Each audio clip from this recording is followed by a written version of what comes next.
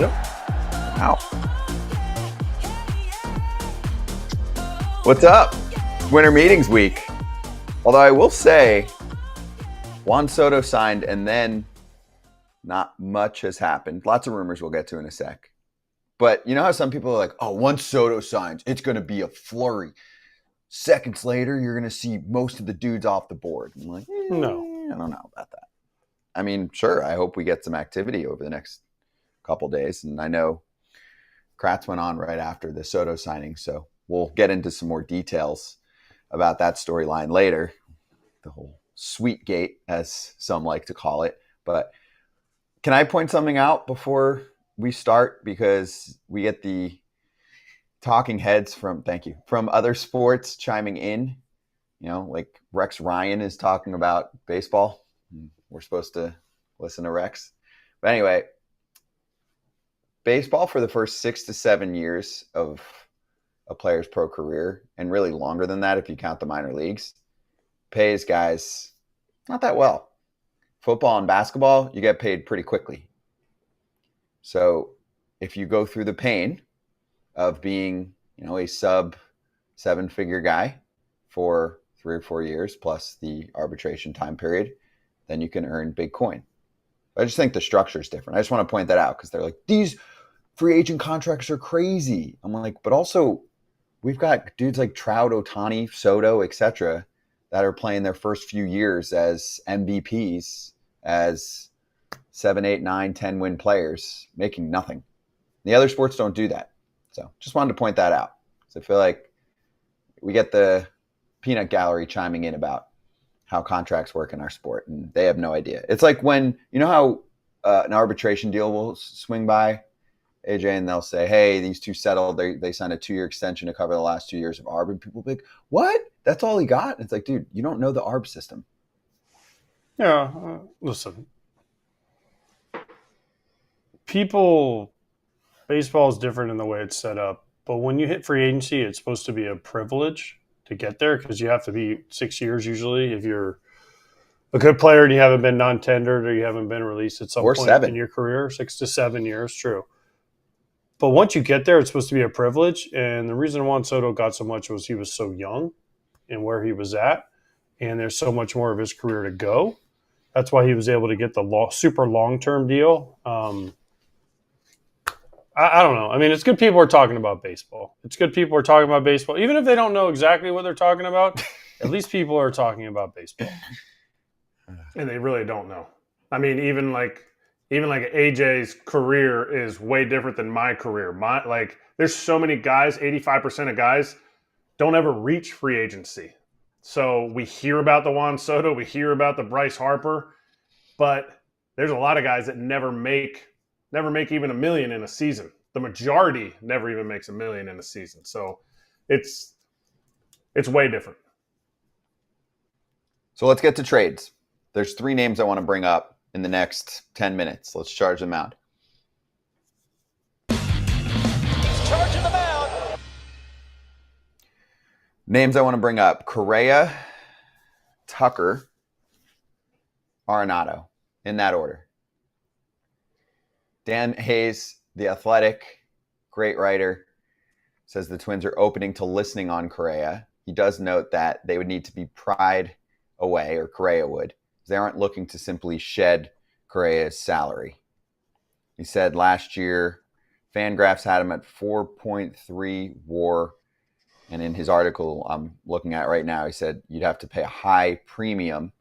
Derek Falvey noting that, when he's on the field, he's one of the best players in the sport, yada, yada. But the Twins' payroll is about $140 million. They had a $130 million payroll last year, which they had to shed significantly from 2023 to 2024 because they made the playoffs. And apparently when you make the playoffs, people come through the gates, you make a lot of money, but it actually disappears. It's a weird concept that the Pohlad family has an issue with. So they're going to sell the team. Thank the Lord. And this coming season, they will not raise the budget. So they need to actually trim $10 million. So add this all up. And AJ, my question is, why wouldn't you trade Carlos Correa?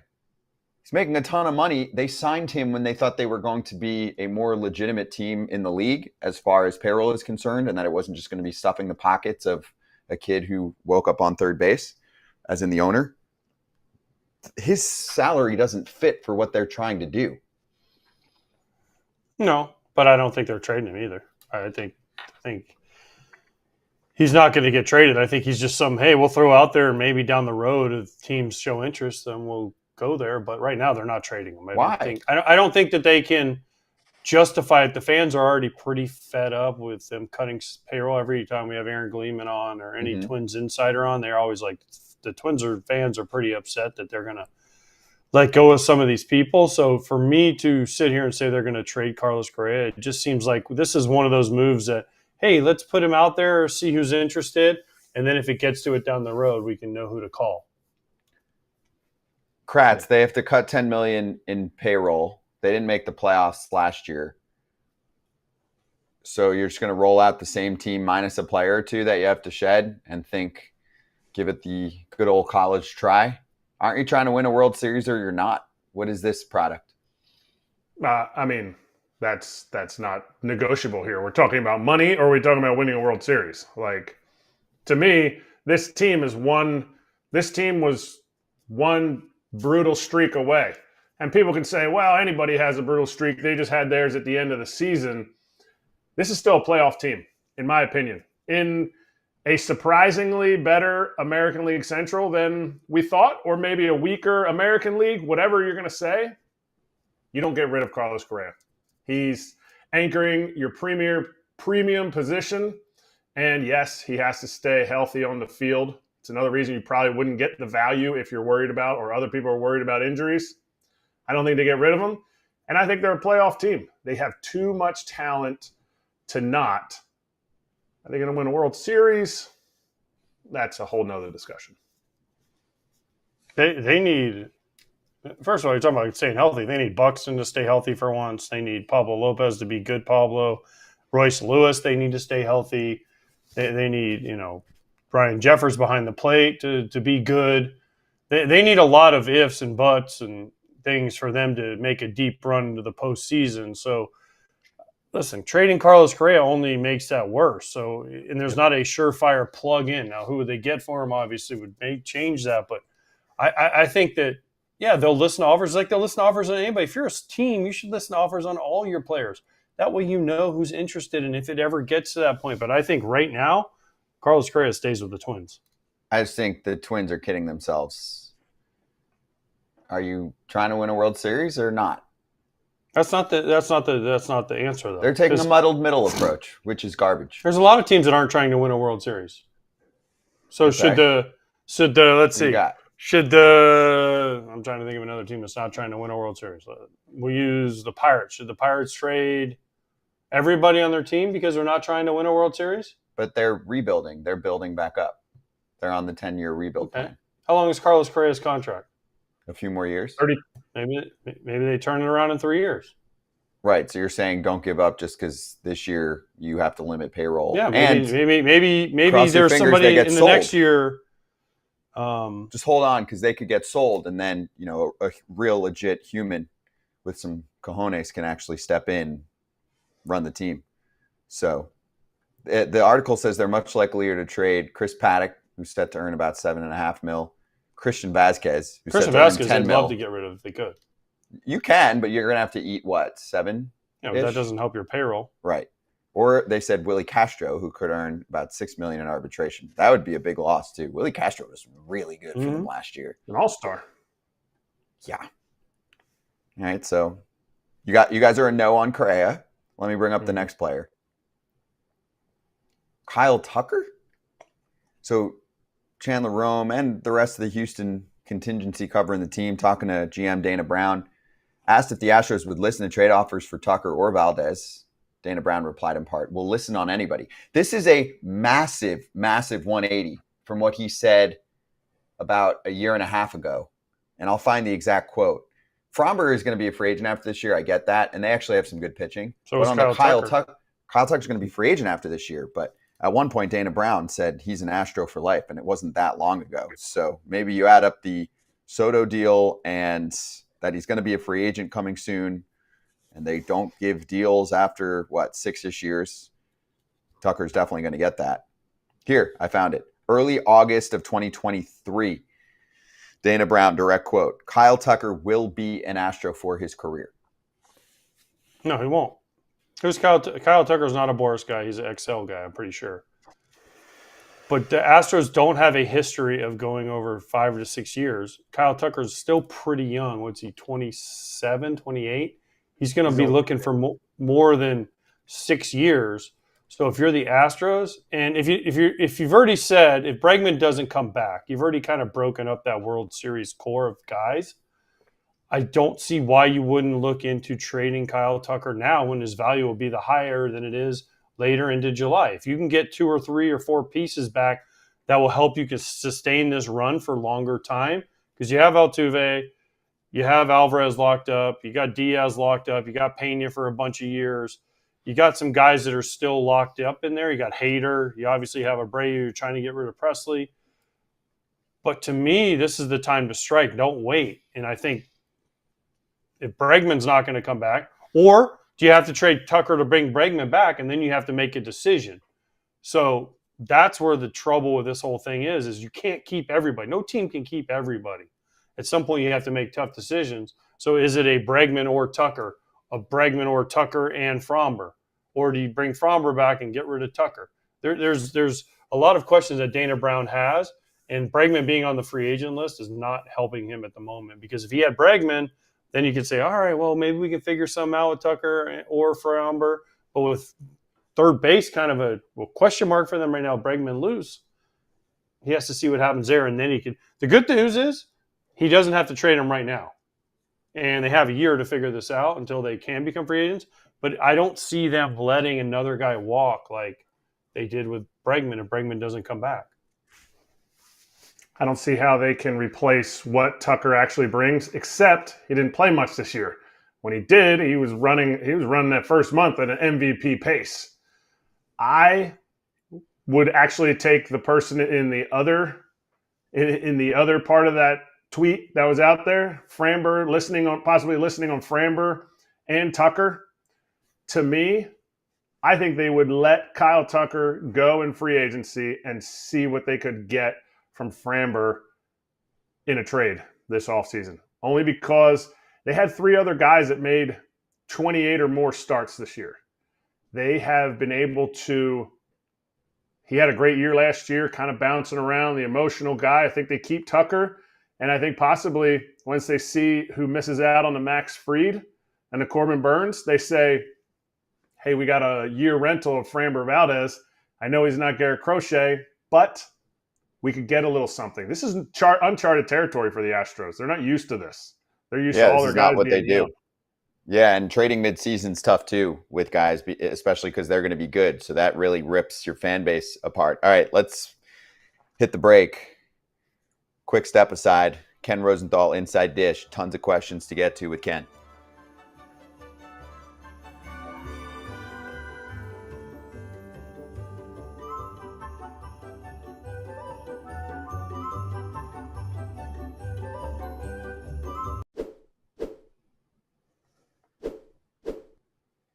This episode is presented by HelloFresh, America's #1 meal kit. They love FT. We love them.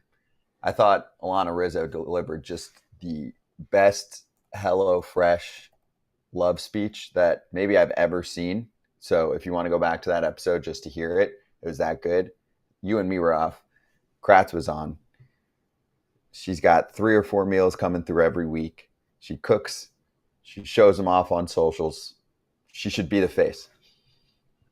She should definitely be the face because she said she even writes notes. I can't reach it, but I have one of my recipe cards right just out of arm's reach in front of me here.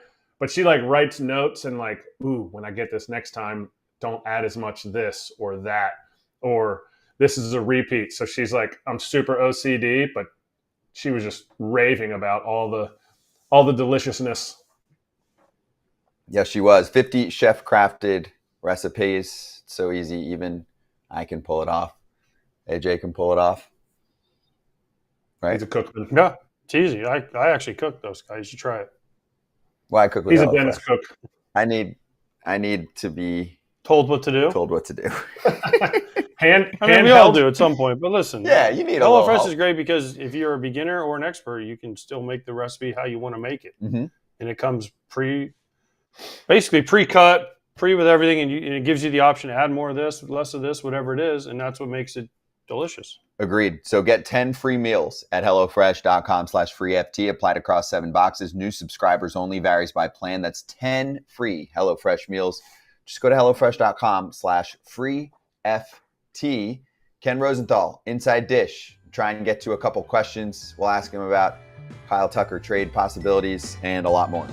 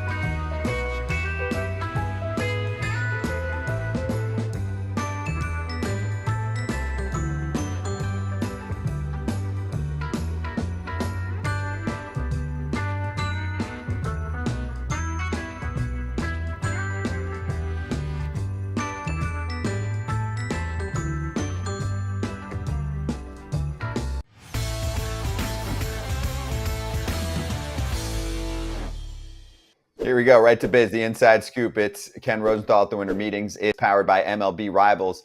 So, Ken, let's start with the Astros. Dana Brown did say at one point that Kyle Tucker was going to be an Astro for life, and he did not say that yesterday. What are your thoughts on his and Framber Valdez's trade chances? It's a really interesting situation, and it's difficult to predict how it's going to go because it's difficult to predict what owner Jim Crane might want here. Now, if he wants to keep Tucker, he's going to have to pay him. And the Astros have not paid free agents big money under Crane's ownership. Remember, Springer left. Correa left. Bregman likely to leave. He's not staying, I don't believe, for what they're offering. They're going to have to come significantly up to keep Alex Bregman. So, given that history, given that Kyle Tucker has 1 year remaining before he is a free agent and hits the open market, if I were the Astros, I would strongly consider trading him. I would strongly consider trading Valdez. Now, it means, or it would mean in the short term, most likely, taking a step back. And it raises the question, too, of what kind of value you get because it's only 1 year. Look at the Yankees, for example. Tucker, of course, would appeal to them. He is a perfect replacement for Soto. He might not be the offensive player Soto is, but he's a better base runner, capable of stealing 30 bases, a much better defender, Gold Glove winner. But it's the same situation as it was with Soto.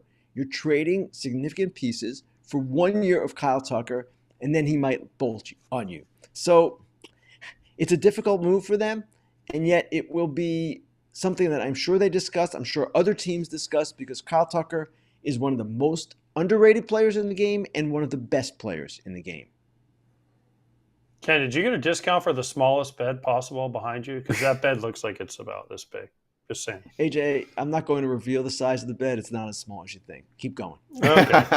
Hey! I'm just saying it looks a little small. But if you're the Astros, Kyle Tucker and Framber, why not just trade them both? If you're going to trade one, why not trade them both? And then if you're going to do one, you got to do them both. The way I'm looking at this, because if you trade Kyle Tucker, the fans are going to be like, "Oh, that means we're going to keep Framber," and then Framber walks at the end of the year, and you have nothing for either one. So for me, if I'm looking at this from the outside in, you trade them both, get as many pieces back. You might have to take a step back for 1 year, but then if you're Dana Brown, you say, "All right, 1 year we took a step back. We got significant prospects for these two guys, and now boom, we're ready to go again." Gives you a chance to reset the luxury tax. Gives Jim Crane a chance to take a deep breath, and then here we go again. We're going to try to be the Astros.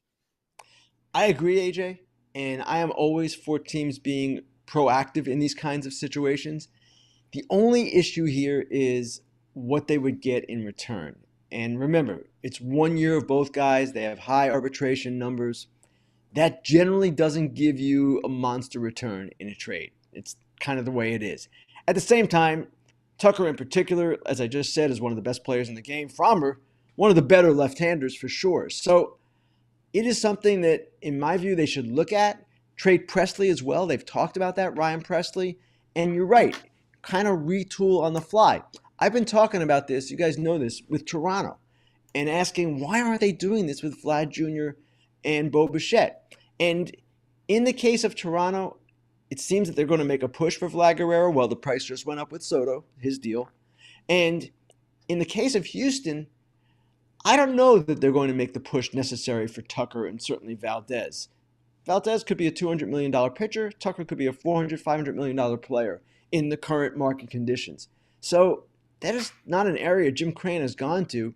And if you're not going to go there, and if your team this season is not built to win the World Series, and they may feel it is, well, then you maybe start to kind of spin the wheels a little bit and try to do some things. So with another lefty on the market, the trade market, with a little bit more time and a lot more strikeouts, Garrett Crochet, does this news bump his value up even more because it's like, oh, I could have Framber Valdez, or does it dilute it a little bit? They're different guys, Eric. And when I say that, not just different pitchers, of course, but also contractually much different positions. Framber, like I said, entering his final year before free agency. Crochet, 2 more years, and the price in salary is much lower. He's projected to make under $3 million in arbitration this year. So from that perspective alone, the extra year, the lower salary, Crochet is the more valuable trade piece. So it seems to me that they're going to do well, the White Sox are, for Crochet. They should do well for him. And I don't know when that deal is going to happen. Reported last night that the Mets and Yankees have been among the most aggressive from what I've heard. So we'll see where that goes. But Crochet is kind of a different profile than Framber Valdez. Is there a most aggressive mindset when you look at the Mets and Yankees? Yes, they want him bad. The Phillies had, possibly something in the works at the trade deadline, didn't want to put Andrew Painter in. Is there more value in the aggressiveness, or is there more value in the Red Sox having, 4 of the top 100 prospects that possibly they could dip into? That's a good question, Eric. And when I wrote that story last night with Will Salmon of The Athletic, we were careful to say, as of Monday, the Mets and Yankees were the most aggressive. If the Red Sox want to get involved here, yes, they have perhaps the best pieces, and they're a team that can really do some things. Hold on a second, guys. Yep. This is They're good getting stuff. rid of that. And they can obviously get in the mix and trade for the players that they want. But if you're the Red Sox also, maybe you spend in free agency and address the starting pitching need that way. Now, to me, they should still make a trade, whether it's for Crochet or someone else, because not all of these prospects are going to play for the 2025 or even 2026 Red Sox. There's too many of them. There are not enough at-bats to go around. So some of their young players should be in play, in my opinion, but I don't know exactly what they're thinking. My understanding, and it's been reported in Boston as well, is that they have not been particularly aggressive on Crochet, or at least not as aggressive as some others. That could change, but it seems they're focused on other things. So, Ken, the other team I'm curious about in that article, and actually really it spills into the other article that you put together with Will Salmon on your notes, is the Baltimore Orioles. This might be the softest thing I've read the entire offseason from the GM, president of baseball operations world. Owners obviously not spending, we can make fun of all day. But are they really that scared of losing one of their precious draft picks that it would prevent them from bringing on a starter? And if so, isn't Garrett Crochet the perfect guy to trade for? But, oh, wait, are they prospect and draft pick hugging too much? Good question. Really good question, Scott. And Mike Elias, their GM, came out yesterday and said, we're not reluctant to sign anybody, any qualifying offer guy or non-qualifying offer guy, but there are different prices that you will consider for these kinds of things. My understanding is they are reluctant to sign a player who has a qualifying offer because for Santander and Corbin Burns, they're going to get 2 picks back, and those picks are likely to be in the 30s, so they'll have 3 picks in the top 40. That's really good. No question about it, and I can see why the Orioles want that. That's a very desirable position to be in. At the same time, they've got to say yes to somebody. And I don't know who it's going to be. Maybe it's a non-qualifying offer guy like Evaldi or Jack Flaherty, who they had before. Maybe it's a trade. I don't know where they're going, but I made the point in that column that the window is not open forever. Gunnar Henderson has 4 more years of control. That's a long time. I get it. But he's a Scott Boras client, not likely to sign an extension. You might get Rushman for an extension, but Rushman didn't have the greatest second half last year anyway. So, in my view, the time is now for them. They've got new ownership. They should be ready to go. Obviously, it's difficult for them to spend with Boston and New York and Toronto. We all understand that. But I am curious to see what they do in the starting pitching market. They've made 2 moves so far. They're pretty happy with those moves. Tyler O'Neill to be the replacement for Santander. Good idea if Tyler O'Neill can stay healthy. And Gary Sanchez to be the backup catcher. Maybe that's a slight upgrade over James McCann. Okay, that's fine, but you got to get the pitching. They've got Eflin, they've got Grayson Rodriguez, they've got Dean Kramer. They need more. All right, Ken, I have 2 questions for you, and they're pretty simple. Who's more likely to get traded? First, Crochet, Luzardo, or a Ranger Suarez / Alec Bohm from the Phillies? I would say Crochet because I'm not sure whether Luzardo will even be traded. And as for Bohm and Suarez, I don't know that will develop as quickly as Crochet should. The Crochet market is active right now. Bohm, it seems that they've struggled to find a taker for him. And Suarez, I'm not sure exactly where they are with him. So my guess would be Crochet. It's only a guess, AJ, as the GMs often say, all it takes is 1 phone call. And I could be proven wrong. We do that a lot on this show, so thank you, Ken. All right, the second question is, who's going to sign first and where? If you do that a lot on this show, why am I on? I ask that question all the time also. I don't know. I don't run the show, Ken. I just ask the questions, okay? Go ahead, AJ. Who's going to sign first? Corbin Burns, who we haven't heard a lot about, or Max Fried? And as an added bonus, maybe you can be proven right. Where? Wait, what was the second part of that? Where? Okay. Well, I'm not going to be right because I'm always wrong according to you, so why bother guessing? I was hoping you would know as the insider. I would think both those guys come off the board maybe even this week, and it would not surprise me at all. As for where, that's really difficult to say. Burns, does he want to go back to San Francisco where he went to college in the Bay Area? Will they pay him? That's a good question. We know the Yankees, Red Sox, Blue Jays, and to an extent the Orioles are on Burns. And those teams, in my view, are going to end up with Fried and Burns if the Giants don't. I don't know who else might be in the mix. Maybe Texas, but Texas has financial questions right now. Their payroll is not exactly clear on what it's going to be. So that's not really an answer, but I'm not going to give you an answer when I don't know the answer, AJ, because that would be kind of stupid, wouldn't it?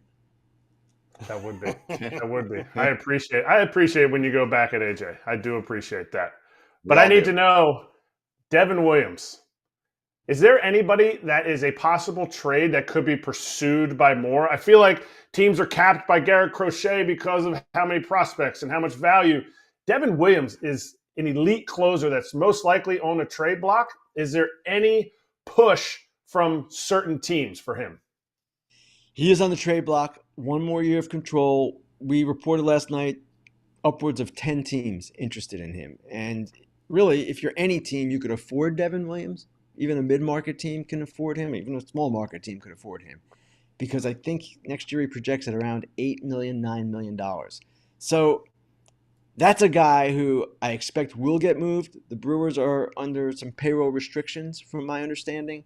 And where he goes, I don't know, but I would not really be surprised by any outcome there. Hey, Ken, do you think there's anyone smiling more than Vladdy Jr. after the Juan Soto signing? I mean, we listened to Fair Territory yesterday, but just quick follow-up to finish with the Soto sweepstakes. I wanted to go to the Blue Jays. I mean, not only should Vladdy be happy because he's going to be at a similar age next offseason, he's an elite bat, and he's not known for his glove. Neither is Soto, right? Not known for his speed. So that, plus the fact that he saw his own team offer a huge chunk of cash to Juan Soto. Vladdy and Tucker both should be quite happy, right? Because while some teams will paint Soto as an aberration and, it was a perfect storm and all that, the bottom line is that number is out there now. 765. And if you're Vladimir Guerrero or if you're Kyle Tucker, you're thinking, okay, I don't need 765. I'm not worth 765 necessarily. I'm not a generational player, but I'm a pretty good player, a really good player.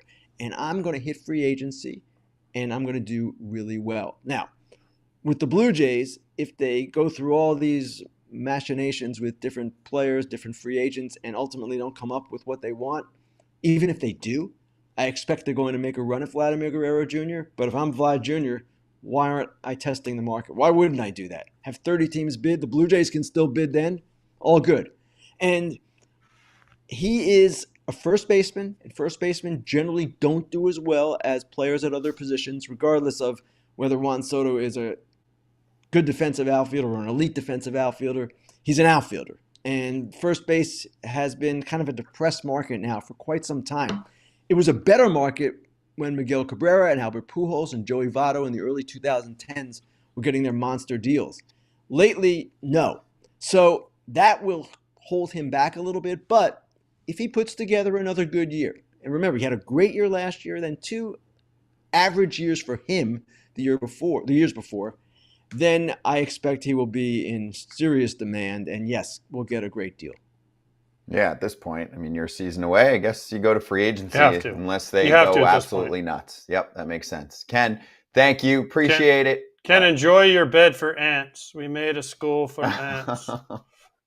Keep it up, AJ. You're so funny. Thank you, Ken. We'll talk to you soon. Appreciate it. Enjoy the winter meetings. Fair Territory, Ken Rosenthal and Alana Rizzo for the next episode on Thursday. That show live. That will be the end of the winter meetings. You got the Rule 5 draft on Thursday, and that really caps off the winter meetings. We will swing right back after we tell you about MLB Rivals. You can download the game for free. Scan the QR code on your screen right now. This is the perfect time. It's the winter time. You're lonely because you miss baseball. So this is a way to play baseball. It's really great graphics, and it is featuring special cards, and you can really get into the mini games, the whole deal. But if you don't believe me, ask Xander and Freddie. In the heart of every baseball season, there exists a rivalry that transcends the game itself. We gather for the love of the game, we watch as history is made, and we play for our city. Download MLB Rivals 24.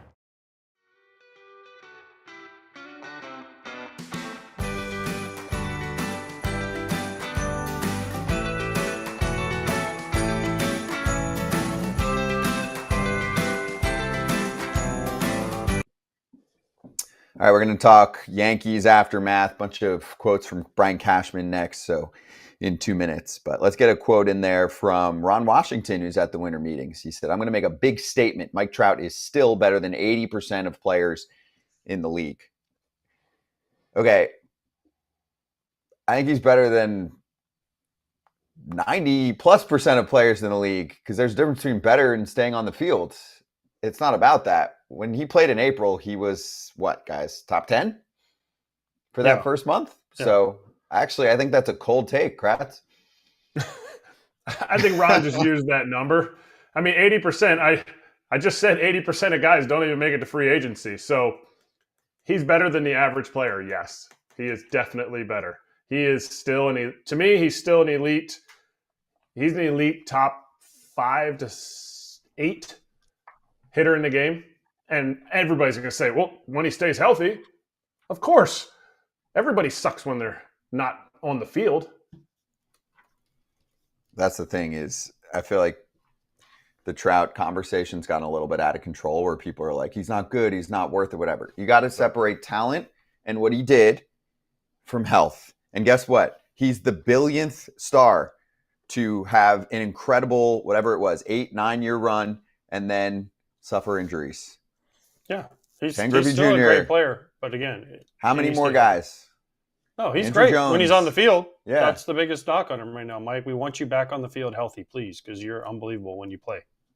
Like Griffey, Andrew Jones, guys like that, center fielders had amazing 10-year runs and then got hit with injuries. And all played the same position too, by the way. But it's a lot of them have. That's why you have to move. Like even Bryce moving to first base because his arm, he had the arm problems, right? That's why a lot of these guys have to. That's why Judge playing center field for the long term isn't the best thing for his body. Eventually, you're going to have to move him away. Like next year, they should. I mean, there's a list of them. You name some, but you could go. Yelich had to move from center field. Yelich played center field. Stanton, they had to get out of the outfield because of his problems. I mean, there's a long list of guys that just recently that have had to get Mookie. Even Mookie was out there, and then right now he's playing other positions. But center field is just so hard on your body. Torrey Hunter, one of the best of all time, and I've said this repeatedly. If Andrew Jones goes in the Hall of Fame, you got to look at Torrey Hunter going in the Hall of Fame. He had to move to right field because center field is just such a toll on your body. Mm-hmm. You gotta get after it.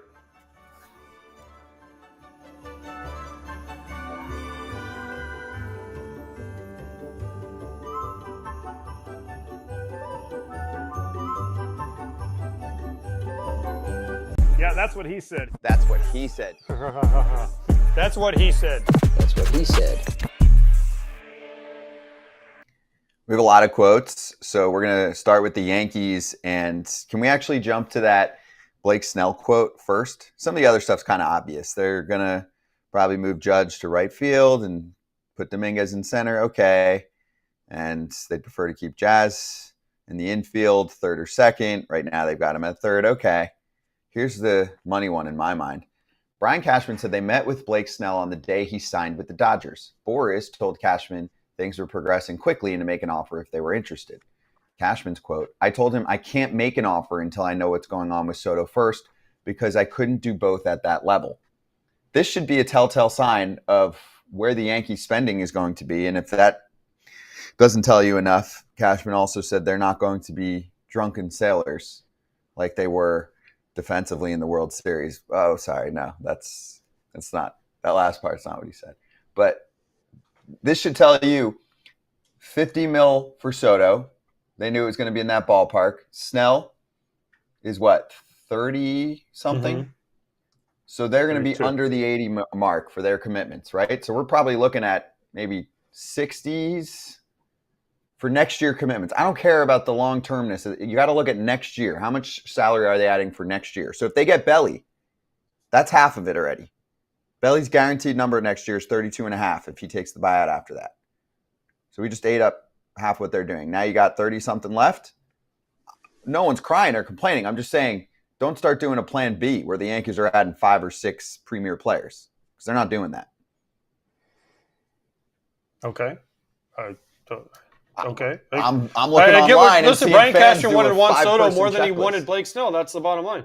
He just wanted Juan Soto more than he wanted Blake Snell. He had Soto. He knew what he brought for a year. Got him to the World Series. He said, all right, I can't make a move. Now, if we don't get Soto, I'll probably come back to you, Scott. Scott and Blake Snell went through what they went through last year, so they decided to move early on it. Good for them. Blake Snell ended up in a place he wanted to end up. Good for you, Blake Snell. I'm very, very happy for you. Very happy for you. Very happy that the Yankees made their decision. This is basically Brian Cashman saying, look, Soto is more valuable to us than Blake Snell is at this very second. Now, if Snell would have waited until they didn't sign Soto and Soto went to the Mets, would Brian Cashman have called Scott Boras and said, all right, we're in on Snell? We'll up maybe get more? Sure. But Blake Snell was comfortable with what he got. He went to a place he wanted to go. He got a huge signing bonus. So good job, Scott Boras, and good job, Blake Snell. So, Kratz, if Christian Walker costs $25 million and Bellinger costs a little over 30, that's 55. Gives you another 10-ish. I'm just saying Yankee fans are starting to put out their wish list, which is awesome, but you're only going to get probably 2.5 impact players, not 5.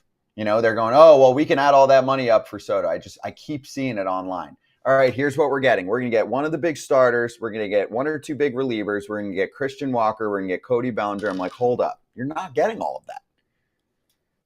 You're not. But I also don't think the combination of Christian Walker and Bellinger makes sense. Bellinger makes sense because he can play first if Dominguez doesn't work out in center field. You're talking about a rookie on the biggest stage playing for a World Series contending team. So to me, I think that number is actually a little bit closer to the 80 million. I would say it's higher than the 60 just because you go after Soto knowing it's going to be 50 a year Actually, they had him at like 46 or 47 something with that extra year and a little bit less money. But I think they still put that money in, and I think there is a spending spree. But I also don't think they felt comfortable going that, because there was nobody in the market with Juan Soto.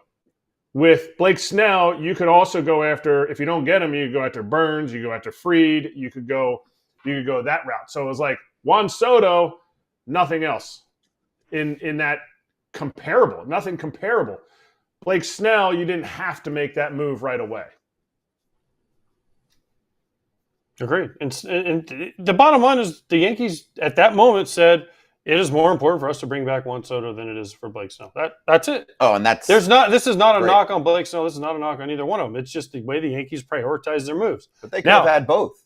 But they weren't going to do that. They weren't going to spend that much money, so they were never going to have both. If they wanted both, they could have signed Blake Snell last year, and they didn't. They could have signed him to a short-term deal like the Giants did. They didn't want that. They wanted Soto. They prioritized Soto by trading for him, and then they prioritized him by throwing all their money at him. Now, they didn't get him, so now they go back. They huddle up in the Anatole Hotel there in Dallas, and they huddle up with all their people, and they say, okay, what's next? And what's next is maybe it's Bellinger. Maybe it's 3 or 4 guys under that $60 million. Whatever it is, they have to find a first or third baseman. We know this, right? Mm-hmm. They probably have to find another outfielder. Mm-hmm. They definitely need some bullpen help. Yes. That's what they're trying to do right now. Where does that come from? Does that come through trades? A Garrett Crochet, or one of the guys we talked about, a Luzardo, whoever that is? Or does it come through them going out and signing a Tanner Scott, right? Trading for a Devin Williams, signing, I don't think they're going to go Max Fried or Corbin Burns, but I think there's paths for them to find the right people to fill the holes they have. And who knows, maybe everyone said it yesterday, it's a blessing in disguise for the Yankees. We'll see.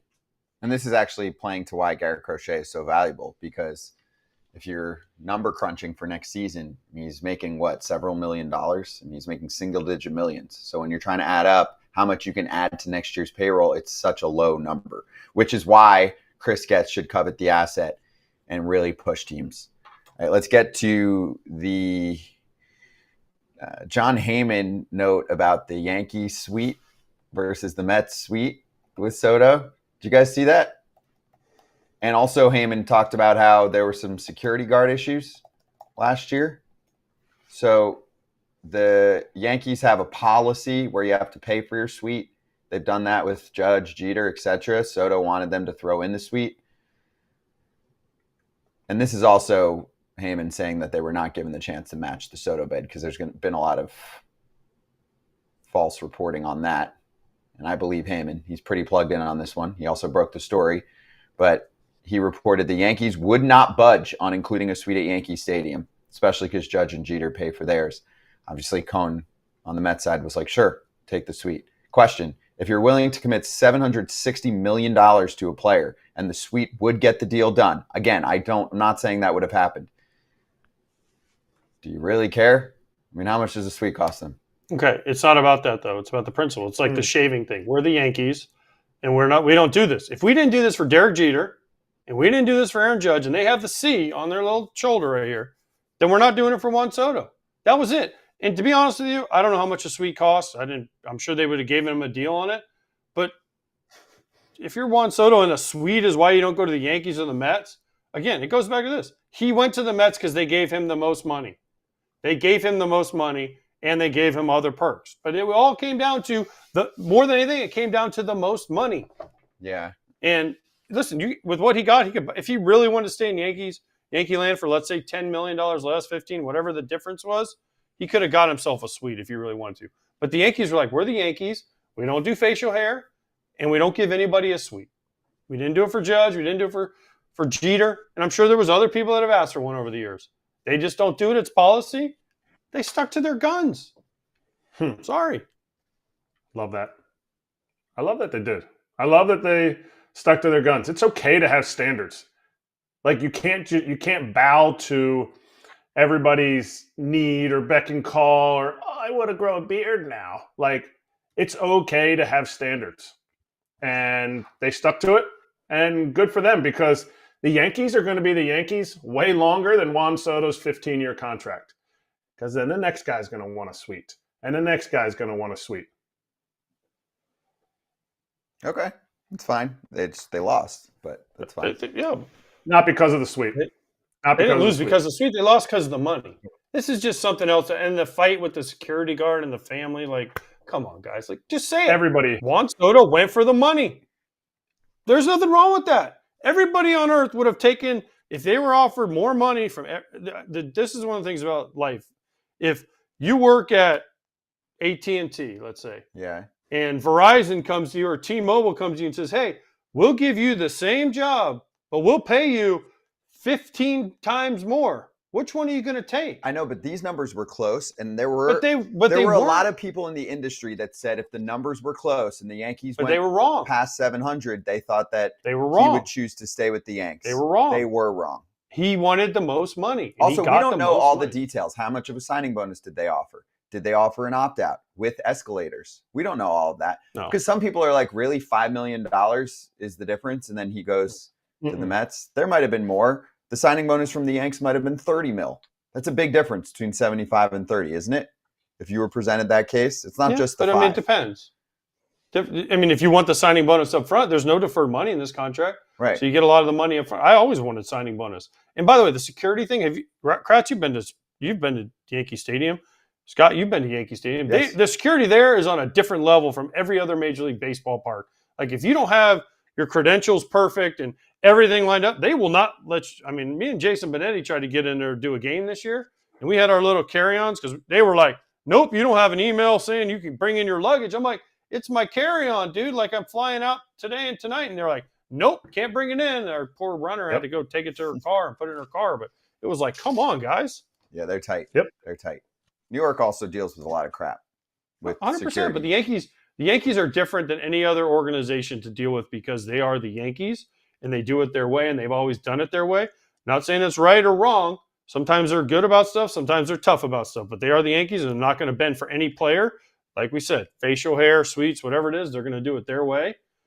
And if you want to play for the New York Yankees team that's won the most World Series, you go play there. And if you don't, we'll find someone else. Then to me, this was a good divorce. You had him for a year. This was not the right fit from a philosophy perspective. Just saying. That's what it looked like at the end. All right. Let's talk to Zack Scott about this. And, of course, what else is going on hot stove-wise. But the former front office executive joins us next to break down some of these intricacies and what it meant.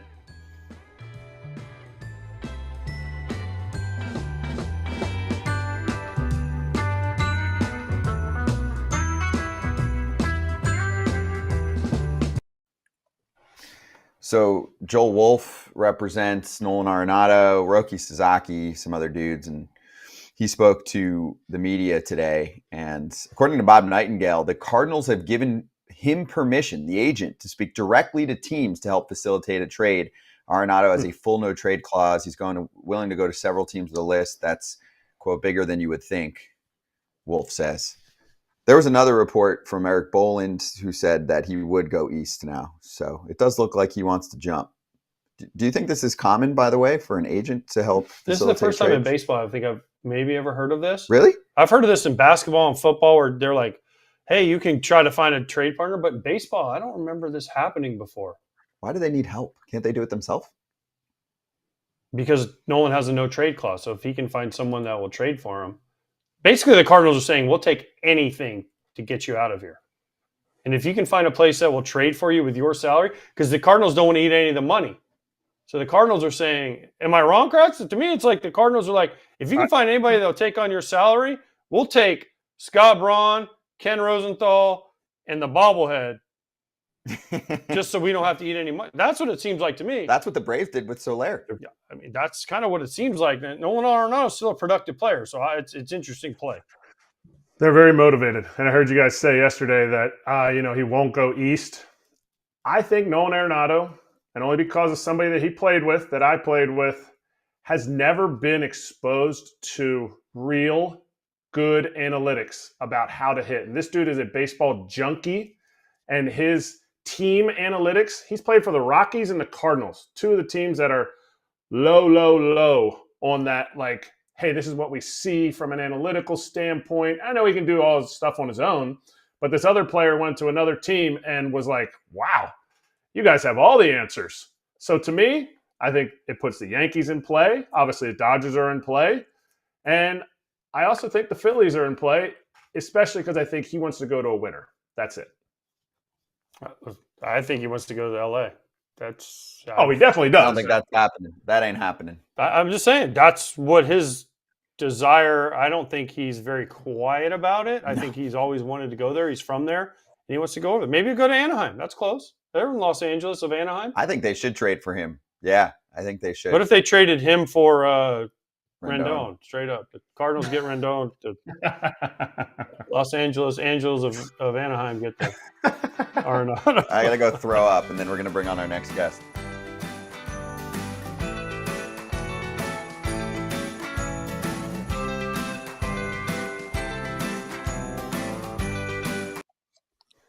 Zack Scott joining us on FT, former front office exec. Listen to his own pod. Check out everything he's been putting out there on Twitter. A lot of good information at Zack Scott Sports.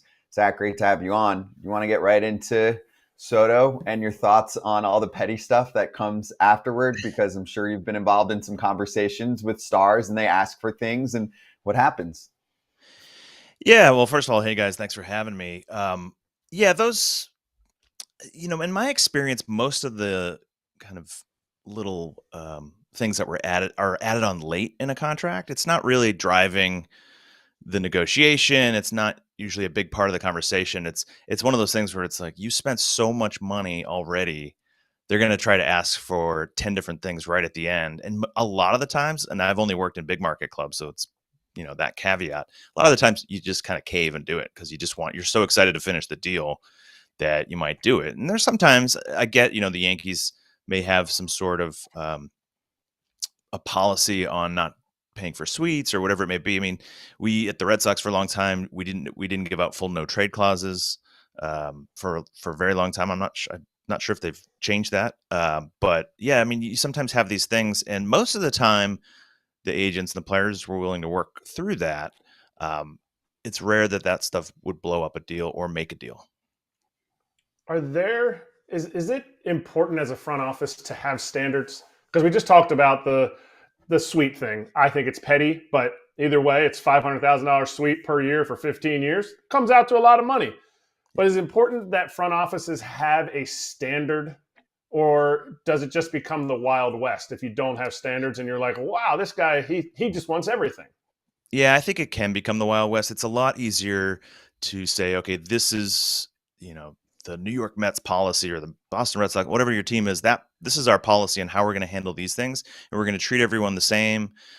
Or you say, we're going to treat players with, this much service time a certain way and with under that a different way. I mean, you just kind of make it really clear. I think that's the best way to do it, and just but you have to stick to it.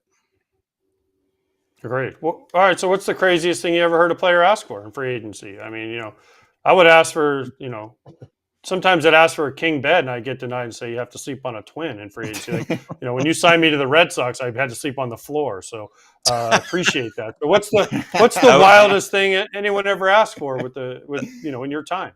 That was our 1-year deal policy for you. It was only half a year, so I appreciate it. Oh, okay. My back got sore. Thank you. Right. Yeah, I'm off the top of my head, there's really nothing that's out of the ordinary. I mean, yeah, hotel suites on the road are a big thing for people. Sometimes they ask for adjoining rooms. I mean, I don't know. There hasn't been anything, when we first brought Daisuke Matsuzaka, there was a whole lot that came with the first significant Japanese player that we brought in. There's a whole infrastructure that needs to be in place, and some of that's necessary, and some of it's just, you want someone to be as comfortable as possible. But I don't know. I can't recall anything too off the wall. Okay, I know this. In Fenway, old Fenway, before they've redone the clubhouse in there, they had like 2 stalls, and there was one Japanese toilet in there. It changed my life. So thank you for that. I don't know if I thank Daisuke or Koji. I don't know. Thank you, Dice Cream. I'd say Daisuke. Yes, I don't know if it was Daisuke or Koji, but thank you. Mm-hmm. Yeah, now I have one in my house, so thank you. I didn't do it, so. I'm just saying. But they are amazing. I agree. Yes. Scott doesn't know what to say. It's great. No, I didn't know if you had a question or you just wanted to point out the. I just wanted to say thank you, whether it was Daisuke or Koji. I don't know who it was. Maybe it was Okajima. I don't know. Maybe it was one of those guys. There you go. They came at the same time, so. All right, let me get out of the toilet for a sec. So Juan Soto gets $51 million a year for the next 15 seasons. That could go up a little bit, of course, if they prevent him from opting out. Can you explain how front offices try to justify a number like this? I'm actually okay with it for the Mets, given where their payroll was at. Steve Cohen doesn't care about making money, right? This isn't a profit game for him with the Mets on the short term, at least. Mm-hmm. So we had someone like Saris, who's been on the show pretty often, say that his projected WAR number is actually more of a bargain than what Willy Adames' number is with the Giants contract. Do some front offices slice up the numbers that way? I mean, it's when you're talking about a player at this level and this level of money, it's so ownership driven because it really doesn't logically or objectively make sense to. I mean, if you think about it, the present value of his deal is almost $300 million more than Ohtani's. That's pretty insane. So the numbers have just kind of got away from everybody in this process. I assumed it would end up in the sevens right from the start, but I kind of assumed that would be a fake $700-something million and that it would be a lot of deferrals. And if you looked at it from a present value standpoint, it'd be more like something in the sixes. But we didn't see that. We saw no deferrals from multiple teams in the sevens. So that's pretty wild. I mean, a front office, there aren't many people that I've worked for, and I've worked for Hall of Fame caliber general managers that would feel really comfortable about that number, and because they have to think about how the puzzle pieces fit together, right? And especially when you're a team that's, I mean, it depends on if it's, Steve Cohen, and if he doesn't care about the luxury tax thresholds or the top threshold, the Cohen tax, if he doesn't care about that, you're going to have some baseball penalties, which aren't great in terms of how you handle, draft picks and international money. And no baseball person really likes that because you're taking possible talent off the table. But hey, this guy's an elite talent. He's so young. It's rare opportunity. I think going all in on a guy like this makes some sense. I think it's what you do after that and how you manage that risk that you just took on going forward is really huge. Do you see arguments between ownership and front offices in situations like this, in the sense of you are cutting my legs out from underneath me by doing this? All the things you just listed, draft picks, international signing, like they're going to be losing all that stuff, all because you said normally this is owner driven. Yeah, I mean, a lot of times people probably have trouble getting their owners to pay top dollar for guys. So it's a good problem to have. To be like, oh, Steve, don't spend $800 million on a guy. I mean, I think you'd prefer to have that if you're going to get the stud player. But yeah, I mean, it's challenging. I think the thing to me is most people that are leading a baseball operation think about it as, yeah, money doesn't matter until it does, right? So you can say that now, you can get excited, get caught up in the moment. We don't care about the luxury tax. We don't care about all this. And at some point, someone usually cares about it. And I think we saw that a little bit with the Mets when they're kind of reset after spending a ton of money. I think it was like, wait, what are we doing? Like, this didn't work. What are we spending all this money for? And then here we are, a couple of years later, and we're doing it again. And I think it's different. You do it differently. You start investing in young players and then go short on older players and kind of manage risk that way. But yeah, it's easy to say in the moment that it's not going to cause any issues down the road, but it usually does. Plus, you're 15 years of a guy's career. I mean, one of the hardest things to do is to manage the end of a player's career, especially if he's a star player, when they become, mortal. It's really hard. And, you see some of that with the Yankees with, Stanton. He's still a productive player, but he's on the books, even for like a few more years. I mean, it can get really challenging. Cabrera in Detroit might be a better example. So those are going to be challenges, but yeah, those are things you have a lot of time to plan for. Zach, when you're talking about the Soto signing and the Mets, congratulations to the Mets and Juan Soto for getting everything they have. The teams that miss out, the Yankees, the Blue Jays, the Red Sox, the fans didn't say, well, man, we had $50 million to spend on Juan Soto per year. How do you deal with that as a front office and say, we really didn't have that. We just had it for this one special guy, much like Shohei and the Blue Jays last year. So what's the expectation in the room of the front office when you say, man, we missed out on this guy, but we really only had that money for Juan Soto and Shohei Ohtani, not to spend overall. So how quickly does it turn around for the front office? And then how do you pivot and say, okay, well, we had 50, but we only have 20? Yeah, I mean, it's hard. The concept of kind of budget exceptions for certain types of talents, I don't think fans want to hear about that sort of stuff, but it's a reality. And, I think you look at it as, okay, who's the next player? Maybe it's not this year, maybe it's Vlad next year. Who's that next guy that kind of is a young player, star player that we want to go big on? Maybe it's Tucker, who's not as young as obviously Soto, but you just don't want to say, well, we have all this money, so let's just go spend it. And you especially don't want to rage spend it because you're mad that you missed out on it. You don't want to be reactionary. You kind of have to regroup, take a beat and proceed with a level head. Okay.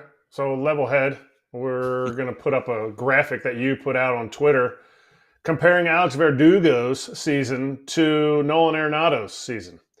I definitely. Oh, you didn't do that. I'm sorry. Oh, Red Sox stats, but I did. Yes, I did. So we can read this, Kratz, to provide context if you want while you're asking. Yeah. So you tweeted the smoke on Arenado and Bregman with the Red Sox, while they say they wouldn't move Devers to first base, is confusing. I assume they would move him across the diamond and trade Casas, but they're doing proactive damage control by denying the Devers switch. Or the rumors are just BS. That was you saying that. Yes, that was me saying it. So, yeah, it's, at this time of year, it's hard to know what's actually real, what's just chatter out there. But there seems to be some smoke around, you're hearing the Red Sox tied to Bregman. I saw something about it, Arenado. I mean, it seems to say the obvious thing if you're getting one of those guys is that you move Devers. I know they could move Bregman to second base. They have some really good young players. One of them would fit really well at second base pretty soon. I'm not sure that makes a lot of sense for them. I like Bregman a lot. I think he's a great fit for a lot of teams. But yeah, I just felt like they're kind of, and I get it. Like you may not pull off any of those moves, and you're having to answer questions about moving your star player across the diamond. So I get what they're trying to do. I'm not criticizing. It's just saying like it's confusing. It really is. I'm genuinely confused as to like what's going on. Are they serious about not moving him and they just signed Bregman to play second? I would assume there's a bunch of moving parts in that scenario, but things change. It's hard for me to say. That's just me speculating and giving kind of my thoughts on what's being reported. How do you as a front office executive look at what Nolan Arenado has done the last year and a half? He was an all-star in the 23 season. He was, I think, number 3 in MVP voting. Do you look at extenuating circumstances, things around it, but do you also look at the organization and think, because we do this with pitching all the time, man, they're just not getting the value out of this guy because he's never been in an organization that has good devices to make a player better? Yeah, I mean, there's a couple things with him in particular. I look first at his age, and he's kind of following a normal aging pattern. So there's nothing really unusual that stands out in some of his performance most recently. But yeah, I think that's fair. I mean, I don't know enough about what's going on inside the Cardinals' walls up to this point. Obviously, they're doing a makeover of their infrastructure, their front office, with Chaim Bloom coming in for next year, but already being there and doing some stuff there. So I think that's a good point, though. Like, we do talk about it so much with pitchers, and there are real opportunities for hitters with teams that have good programs in place. The question is, when it's hard to say we're going to acquire this guy and he's going to benefit so much from this. It takes the right mindset. The player could come in if he's never been exposed to it. There's a learning curve. I don't know the player. Does he, want this sort of stuff? Does there buy-in there? Does the team actually have the right infrastructure? It's one thing to have the tools to be able to do sophisticated analysis of biomechanics and breakdown swings and all these things. but you have to have people that are really good at communicating and connecting with the players. And I find a lot, in a lot of my consulting work, I find that that's where there's people hit a wall, is that they're not a well-oiled machine to go from some insight that they've learned from the technology and analytical work that they can do to then actually applying it and making players better. I think that's the really tricky part. And some organizations are really good at that and others struggle there. Zach, really appreciate the insight as always. We'll see what happens next here. It's actually been kind of quiet, I was mentioning, besides the Soto move. So hopefully it's not a dud. The winter meetings are always quiet, though. It's always sucks. like laying the groundwork. The trades usually happen after the winter meetings. Zach is not incentivized. Zach, they don't. True or false? We'll finish this way. Did anyone ever sit down with you and say you must get something done during the winter meetings because that's when we market the game? No one's ever said that. I've worked for GMs that it's kind of was the old way of doing things, right? It's like everything got done. Dave Dombrowski is like, we want to get things done, wrapped up, and have our team ready to go. And he's super aggressive, and it worked really well for us. And then I've had, other GMs where they're afraid. And I think this is actually a common thing that we see now in the game is there's a lot of risk averse GMs, and they are very aware that there is this kind of artificial pressure put on them during the winter meetings, just because everyone's together, the media coverage is intense, it's excitement, and they don't want to feel that pressure. In some cases, I had one year, it was kind of shocking, where basically we showed up, we're doing nothing this week. So, we're going to go to dinners, we're going to hang out, maybe we'll take a player in the Rule 5 draft, but we're not doing anything because this is where bad decisions get made. I guess that's one way to look at it. It's a little, plus everyone stays in their negative. Plus, everyone stays in their suite now. Nobody ventures out into like the lobby area where there's other people. They're scared of job seekers. Is really what's going on there. Poor job seekers. That's what's going on. Is they don't want to deal with media, and then they don't want to be. There's hundreds and hundreds of people there looking for jobs, and it's just tough. And I mean, I'd go down there because I think that's the right thing to do, is to meet with job seekers, because you might find some really good, talented people. But I understand it. People just stay away. But it's funny because there used to be you'd meet with other GMs in person in their suite, or you'd meet with agents, and now you still are like in a suite just texting.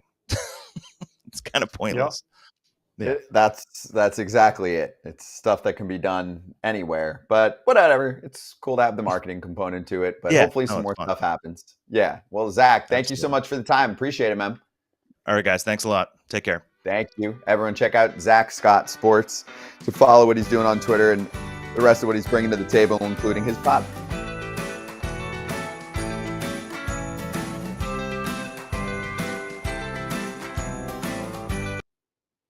For the people, Q&A, Stephen Garrison included me when he asked a question. So if you at one of us, I see it easier. Just a fun fact. I think it's been almost 2 years of this show, and I actually haven't pointed that out. So if you do that, it's easier for me to see the questions. He said, Bohm for Arenado straight up. And we all say, no, you can't do that.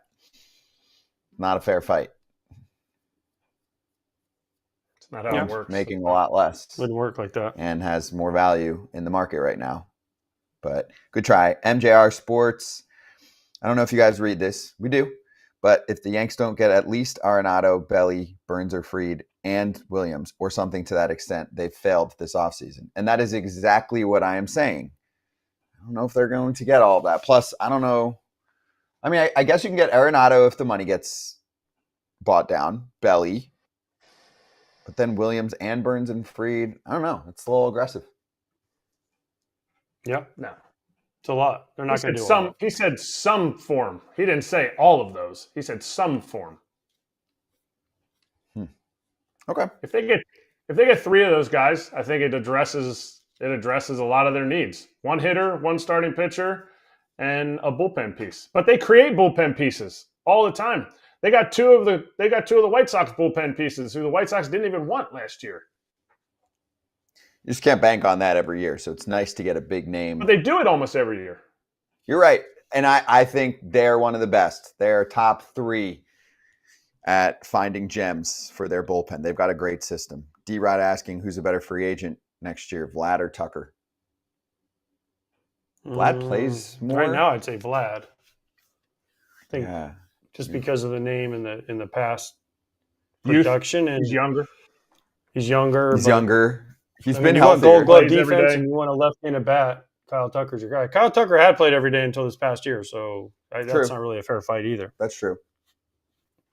Good question. Derek would said if pick the Yankees. Tucker. By the way, Derek said if the Yankees get Fried, Bellinger, and Scott as free agent, and then trade for Devin Williams, they could be good again. Stop. He's gonna be the same one saying, they're just too old. You can't have the same arguments. You can't go into the free agent market and cannonball into the free agent pool and be like, we're the best. And then 2 months later, we got to get more athletic and younger. That's not where you get younger. You don't get younger in the free agent market. Cody Bellinger is very athletic. He ain't young.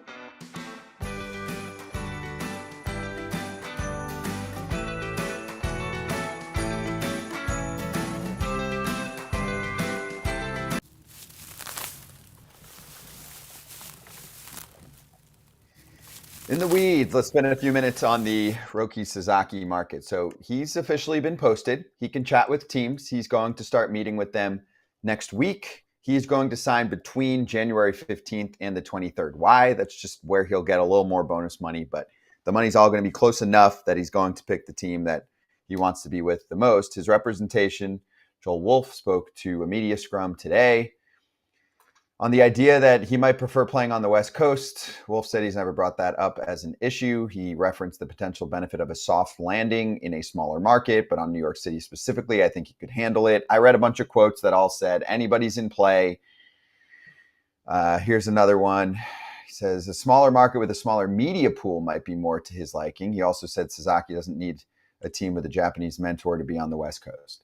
To me, when I saw all of this, it just sounds like He's a just lot saying of everybody's in play. Everybody's in play. Blah, blah, Stop blah. trying to make it that he wants to go here or go there. He's got a few teams in mind. He already knows. Stop Roki it. Sasaki's probably already picked the team he wants to go to. And Joel Wolf is like, give me more money. And the team that he wants to, he doesn't want to let him know because he wants everyone to bid or whatever they can do. Well, it's not the bidding, though, because they're going to all bid their max bonus money. Yeah.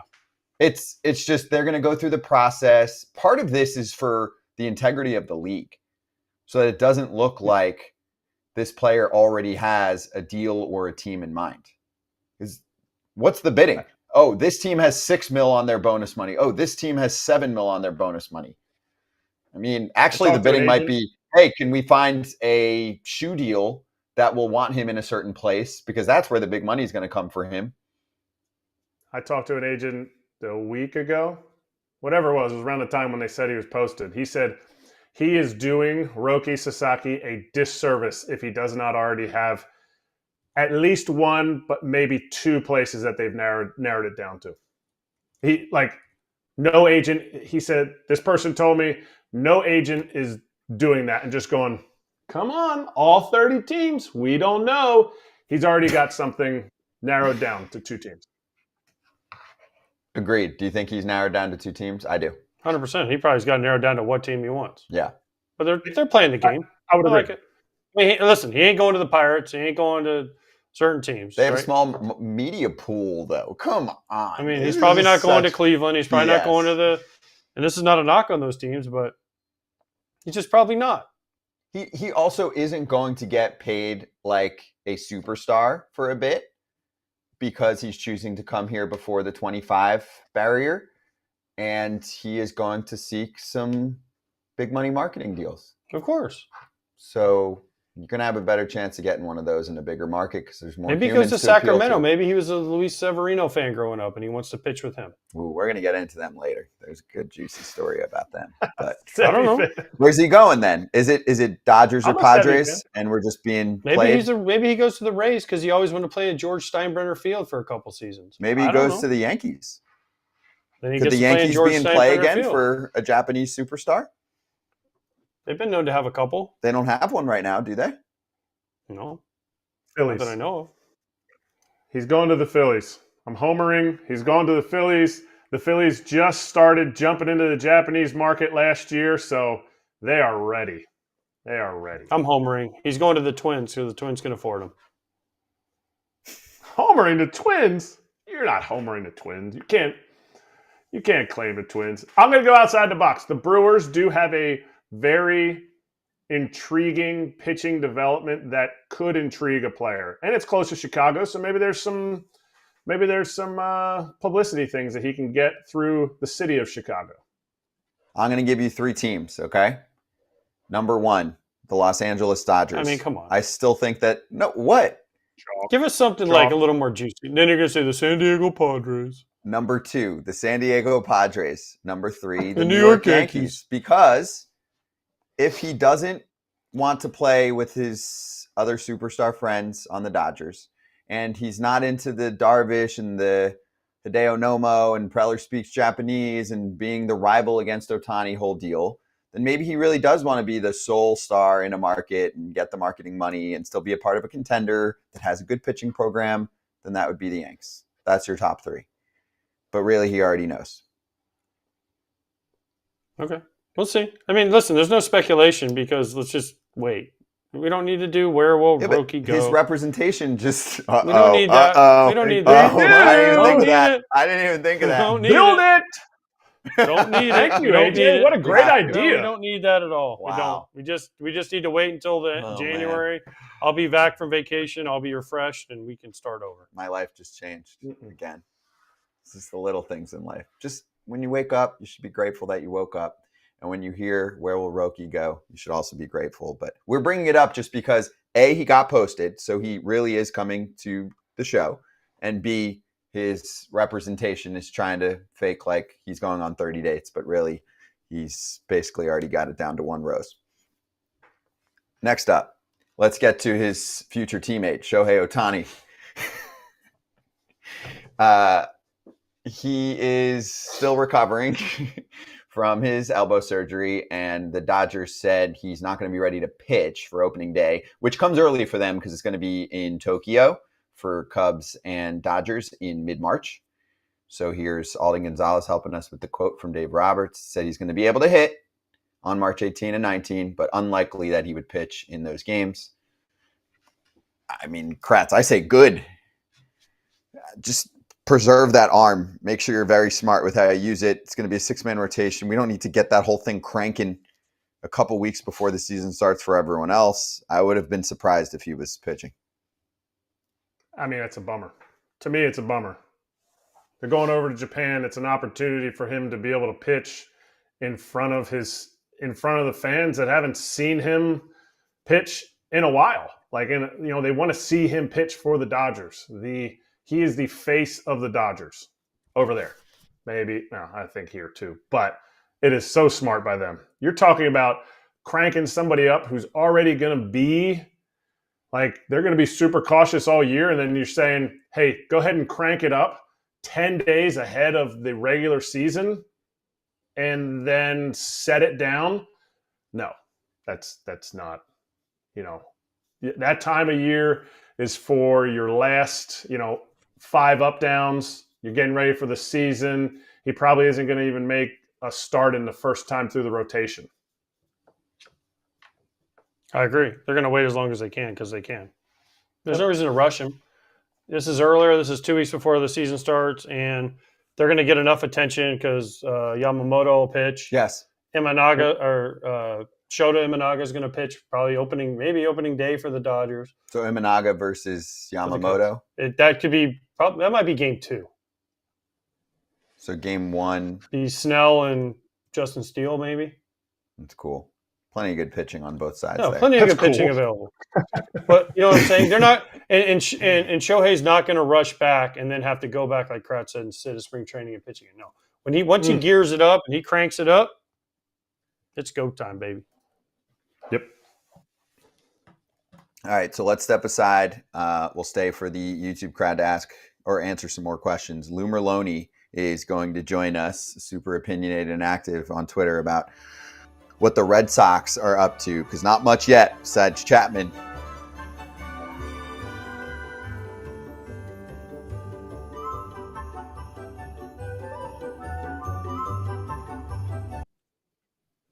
T, any rumors of the Rays willing to trade starting pitching? Yeah.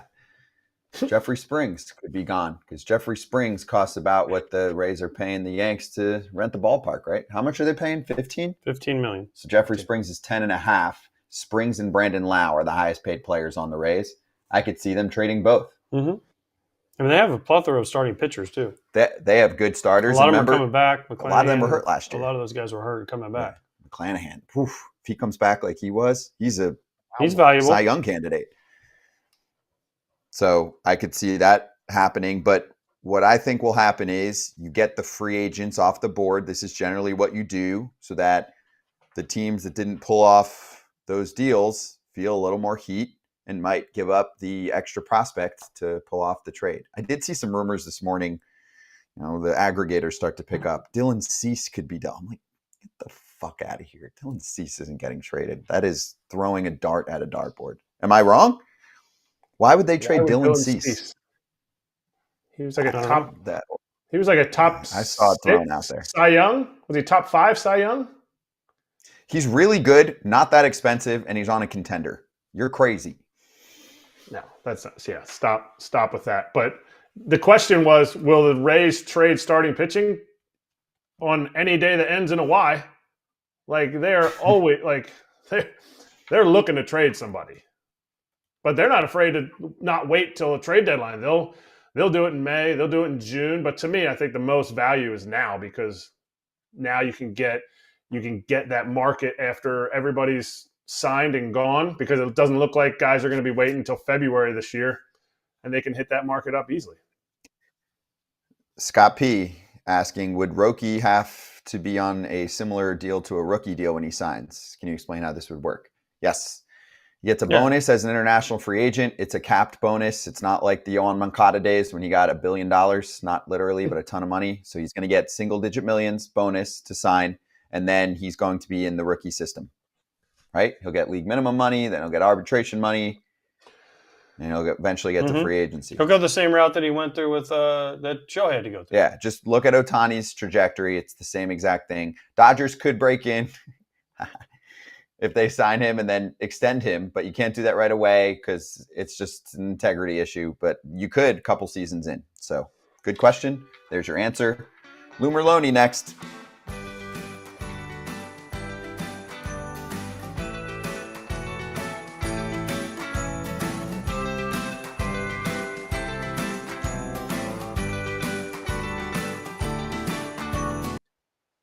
Here we go. Lou Merloni joining us right now on Foul Territory. You can catch him on WEEI. Nesson covers the Red Sox. Check him out on Twitter at Lou Merloni, former big leaguer, joining us. Lou, great to have you on. So can you paint the picture of what you see happening for Boston? Let's just start with the big stuff here. What? They were in on. The last 2 years, they're in on everybody, and there's a lot of crying by old Lou. They didn't really get him. We didn't get Soto. We didn't get anybody. Yeah, there's a lot of that going on, and there's some panic. And quite frankly, they don't really deserve the benefit of the doubt the last 3 or 4 years. So Soto kind of came out of nowhere. I don't really think anybody was thinking Soto, like the offseason, this is how they're going to build it. But then you got in it, knowing that you were probably on the outside looking in. And it was sort of like, maybe we should just move on from Soto and hurry up and get into Burns and Fried. So people right now, they don't want to hear that the Red Sox are interested in guys. They've been hearing it for years. They want to actually see some of these guys, and not just young players, but studs. They want to see them get it done. All right, who do you want? You want Burns? You want Fried? You want both? Yeah, right. They're not getting both. No, I would take one. I like Burns more. I know like some of the swing and miss numbers, but end of the year, he's through that sweeper. Like the last 3 starts, he brought it up out of nowhere. I think it comes into play. He's just a horse. It's what they need, right? 200 innings, a guy you can count on, put in top of the rotation. They're looking for postseason starters. I like Fried. Trust me, I'll take both of them. They better improve that infield defense, though, if they're going to get Fried. All right, I'll go to Garrett Crochet. How much do you think this is a fit on so many levels for Boston? And I'm going to put this out there, okay? So Jim Bowden, who we both know, did his trade article, and I've never seen so many comments on an article like that. And Red Sox fans and White Sox fans were both saying it's a BS trade. We talked about it on our show. Todd Father got ripped. So the trade he put out there was Connor Wong, Tristan Casas, and Wilyer Abreu. I actually thought Wong's a waste for the Sox. Technically, anyone that's got major league service time is a waste because they really need to be projecting for 3 years from now. But I just thought Red Sox fans were getting a little delirious thinking Casas is a star and talking crap about Crochet as if he's not pitching like a number 1 starter just because he's only done it for a year. What do you think? This is a guy that costs nothing and could be a 1. Isn't he worth a lot?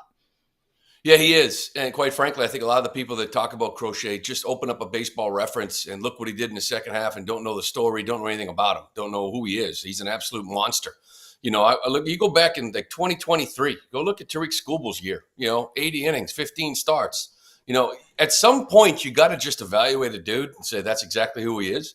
And that's who Crochet is, like, to me. I know it's 2 years, you extend him. You're the Red Sox. But if you're looking for high-end stuff, this guy was like right behind Blake Snell and swing and miss, in the zone. Like, he's kind of has it all. I know there's risk, but there's risk in everybody. Like, I don't care how healthy you are, what your history is. There's risk, and you have to be involved in that conversation. Is there a better handedness for a pitcher to pitch in Fenway? I get it. You're only going to make half your starts in Fenway, but is it built more as a player that never played? Well, I never played in a game. I was on the Red Sox for 2 days, but I always felt like lefties had more success in Boston than right-handers. If you're saying Burns and Fried are equal, which I'm not saying you are saying that, but is there more value in a lefty or a righty and who they should be pursuing? I think it's like, you got to talk about what kind of lefty it is. Like back in my day, like Glavine was the guy, right? And you could just sort of fade that thing away because everybody wants to be pull happy, and you can get guys to roll over. And maybe Fried is kind of in that category with a little more velocity. So it kind of depends. But a lot of the lefties, like a guy like Lester, made a living cutters. Just cutting it in on you, and so there's lefties can do it differently. Fried can kind of, he doesn't give up much hard contact. These guys love swing and miss in the zone. He doesn't get much of that. So, the rollovers, the ground balls you like. I just think a guy like Burns, no matter what ballpark you put him in, and I know that whatever they want to call what they did to Camden Yards, it was a sin. Bring the fences back because it's an eyesore. Probably benefited out in left field, but I just think a guy like that, cutter, sweeper, just the stuff that he has, I think he works in any ballpark. Makes sense. We're talking about a special ballpark in Fenway. Yeah. I did some Red Sox games this year, and everything that they're talking about is we need right-handed power. Where are they going to find right-handed power? Because even you can talk about all the Red Sox prospects, almost all of them are left-hand hitters. And you're heavy left-hand now, hitting-wise, in the Red Sox. Yeah. Where's the Manny Ramirez, Mike Lowell? Where's these big right-handed hitter guys that can come up there and snatch hook balls over the monster at Fenway Park? Is Teoscar Hernandez on the table for the Red Sox? Or is there another righty out there we don't know about? I think Teoscar is. But if you were Teoscar, why wouldn't you go back to the Dodgers? Like, doesn't everybody just want to play for them? So if he goes back, I'm not going to fault him. But he is that right-handed pop. He's talked about it last offseason. They probably should have got it done last offseason before there's a draft pick attached to him now. Because he's loved hitting there. He's talked about how he's loved playing there.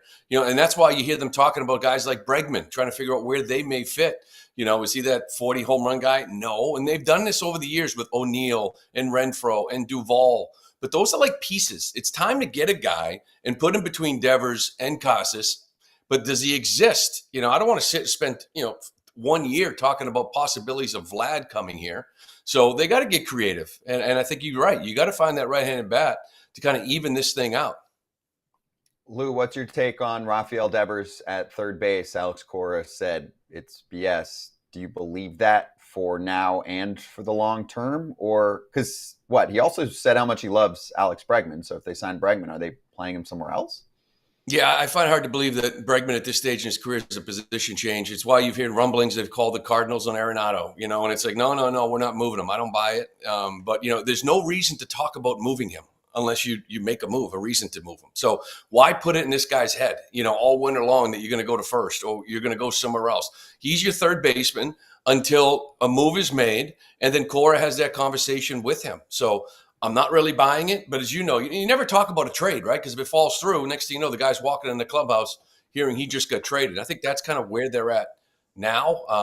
I think he can play first base, but of course that's another moving part, right? That's Tristan Casas most likely being moved, but I'm not worried at all about him going from third to first defensively. Was there ever a moment when you said, the Red Sox are doing something with Juan Soto here? This could happen. Or did you stand fast that not a chance, this is all just eyewash? Yeah, I never allowed myself to emotionally get involved. I'll put it that way. However, I was waiting for them to just get ruled out. And we've seen that before. I felt like Yamamoto last year, it was sort of like early on, and once they found out where it was going, they were out. This thing actually got to the final weekend. So with every day, I'm like, but deep down, I kept saying it's going to come down to the money. Like, in order for him to come to Boston, he's going to want to be overwhelmed with this David Ortiz, Pedro Martinez, be a legend here in Boston, Dominican Republic, and he's going to have to take less. And when does it ever come down to that? We love talking about it, but when does it ever come down to a guy taking less? They usually take the most money and go where that is. Wait. Why? Why does he have to take less to go to Boston? You just mentioned a lot of cool things. That's not money, like being a Dominican legend, all that stuff. Why does he have to take less going to Boston? Are the Boston Red Sox on hard times? They don't have a lot of money. They're not bringing in revenue. Yeah, no, they absolutely are. $700 million. Don't you think if they went to 760, what do you think Cohen goes to? And I don't think John Henry can play the game with Cohen. They just, quite frankly, don't have the money that Steve Cohen does. Nobody does. That's why they made a Cohen tax. But if they go into 750, 760, Cohen's going 800, 810. He might already go there if he picks up the option. So I don't think you're winning that battle with that guy. Just don't. Lou, what's the deal these days? No, hold on. Before you ask your question. I'm staying on this. Okay, but why? Why can't the Red Sox win? Why can't the Red Sox? I don't know. Lou said it. I don't know what your question is. I don't really care. You ask yours, and I'm gonna. But my question is why are the Red Sox in on everybody, but they never get the guy? When are they going to actually get the guy? That's what I want to see. The Red Sox used to always get the guy, right? They wanted to get Manny. They got Manny. They wanted to get this Kurt Schilling. They went and got Kurt Schilling. They wanted to get this guy or that guy. They went and got that guy, right? Now they are like, oh, we tried, but we can't get him. Also, what's the number, Lou, these days? Because it's looking more like it's low 200s for the Red Sox, right? Salary? They didn't go past luxury tax payroll this year or last year, did they? They haven't been over it for years, and they deserve to be criticized for it. They need to get in that 280 range, quite frankly, and they're like 70 million underneath right now. And that's been the biggest criticism. They sit, they wait for the farm system to develop, and now maybe they feel like they're going to be able to spend, but they've got the prospects in the big leagues. They've got guys pre-arbitration. They've been, apparently ownership says we can now spend, and that's why lots on Breslow right now. If he's got the okay to spend a lot of money and trade a lot of prospects, they're asking him to pull a Dave Dombrowski, close these deals, close these trades, like Dumbo did back in 2016. That guy's a Hall of Famer. Which the encouraging thing to me was hearing that Theo Epstein is down in Dallas, because I think year two of Craig Breslow could use a guy like Theo Epstein's experience, who can close a deal, who could close a trade. I think that helps. I mean, what's he doing there?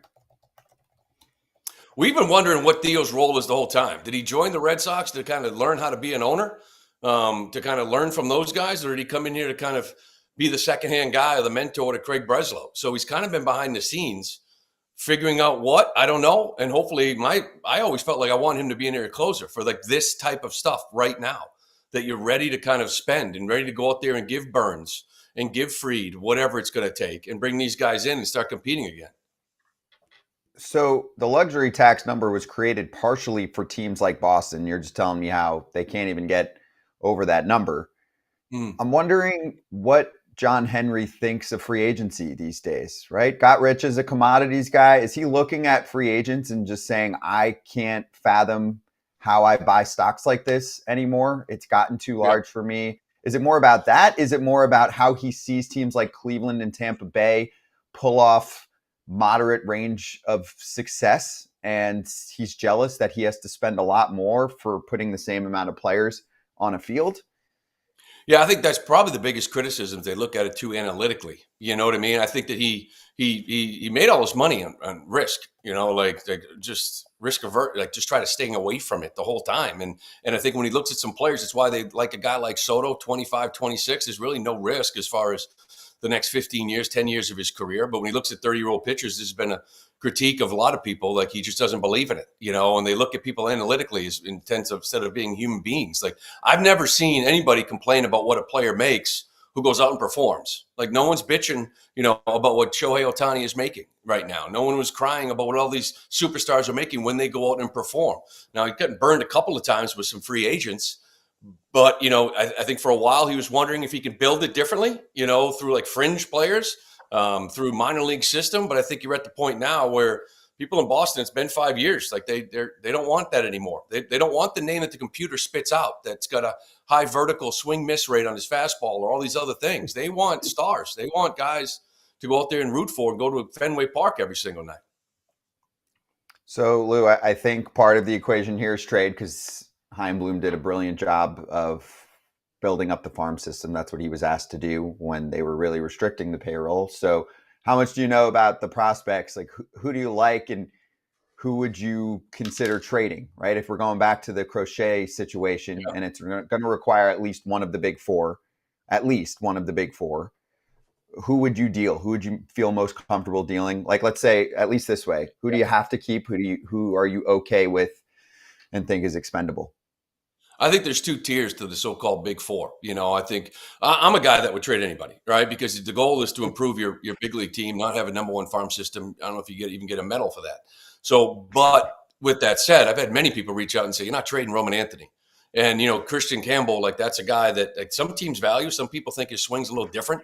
They're not maybe crazy on. Other people think it's through the roof because of the hard hit rate stuff. But I think those two right now seem untouchable for this organization because, I'm not ever interested in just kind of keeping prospects I think are going to be big leaguers. You either have to be a high impact guy or you're getting moved, right, for the right deal. So I think Meyer and Teal, those bottom two guys, kind of fall into a category of listening to. You've heard them, maybe they're offering Marcelo Meyer. Like this is a kid that they still like, but the last 3 years, I think he's played 80 games, in the minor leagues, 85. They said this, you're a year away from being kind of labeled not being able to stay healthy, so maybe he's already there. I don't know. So, but I think those first two guys, I think they're kind of untouchable. And then after that, I think you move people. All right, last one for me. Tyler O'Neill signs with the rival Baltimore Orioles. What did you think of how he looked this past season? And should the Red Sox have made more an effort? Or are you okay with Baltimore grabbing that bat?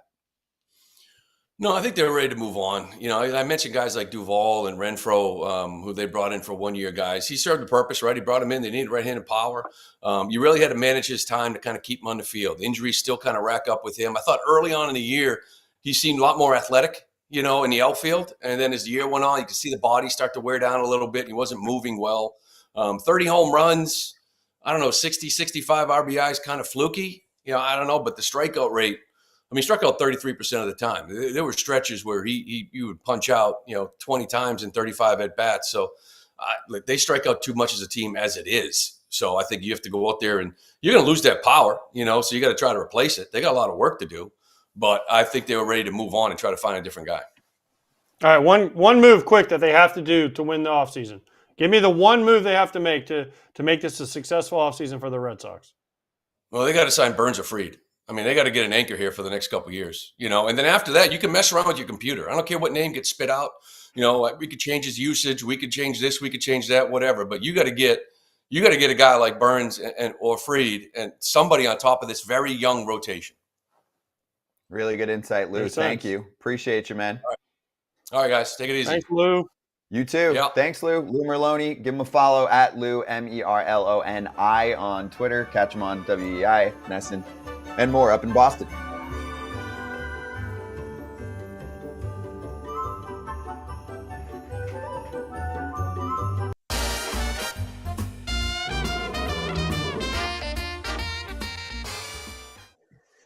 BetMGM win totals. This is a look back at last year, okay? Eventually in the new year, we'll look at the win totals for 2025. We don't have that yet, but right now, if we look at last year, it was an 89 win team, and they opened up the season at 81.5. That current number was what they had from March 27th of 2024. So if you bet the over on the Mets win total, congratulations, because I bet the under. Did you really? I did. I had them in the high 70s. It wasn't a 5-star selection by any means, but it was looking pretty good early on. They were pretty bad. And then we brought Mindy on the show, and everything changed. A lot of things went right. And I mentioned how the pitching shined, Severino, Manaea changing things, but also watching the Mets for a long time in life. Also, Mark Vientos. Lindor had his best season. Wait, but how about this? They were healthy The Mets are never healthy like that. They had almost no injuries. Some people are going to bring up a nick here and there, but if you compare what they had versus most other contenders, they were one of the healthiest teams for their stars in the game. Pete played the whole year. Lindor played the whole year besides the end of this season. Their what? Their ace didn't pitch. Just their ace from the year before, top 3 Cy Young. Let's compare what they had versus the Braves. Their catcher missed a chunk of time. Well, they were losing. He's very important. McNeil wasn't doing much until he came back from his injury. But they were losing when Francisco was out.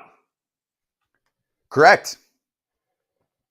They stayed very healthy for the most part. You're right. Their number one starter was hurt. By the way, Kodai Senga, when fully healthy, is a number one. But the reason why he was such a, quote, discount is because of what we saw this past season. That's what team said. When I was like, how was he so cheap for a number one starter when he looked that good with the ghost fork? And the word back was some teams didn't like the medicals. But 2 years ago, he was great. $1,500 first bet offer. Use the bonus code FOUL, F-O-U-L, at BetMGM.com. Or if you're cool like us, sign up for the app. Put in at least $10. And on your first bet, you can get up to $1,500 back in bonus bets. It's the Rock, the promo code that's always there for you if you're new to the party. Gambling problem or concern, call 1-800-GAMBLER. We'll be back in less than 1 minute. The mischievous A's only spending because they have to, or they get slapped.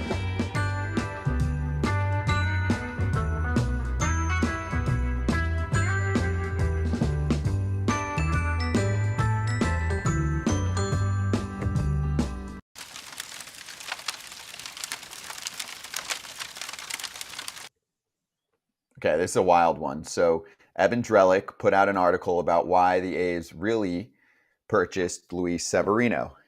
They have to. Not Severino specifically. But what most people don't realize is the A's are getting more money from other teams than what they even spend on player payroll, let alone local TV money, national TV money.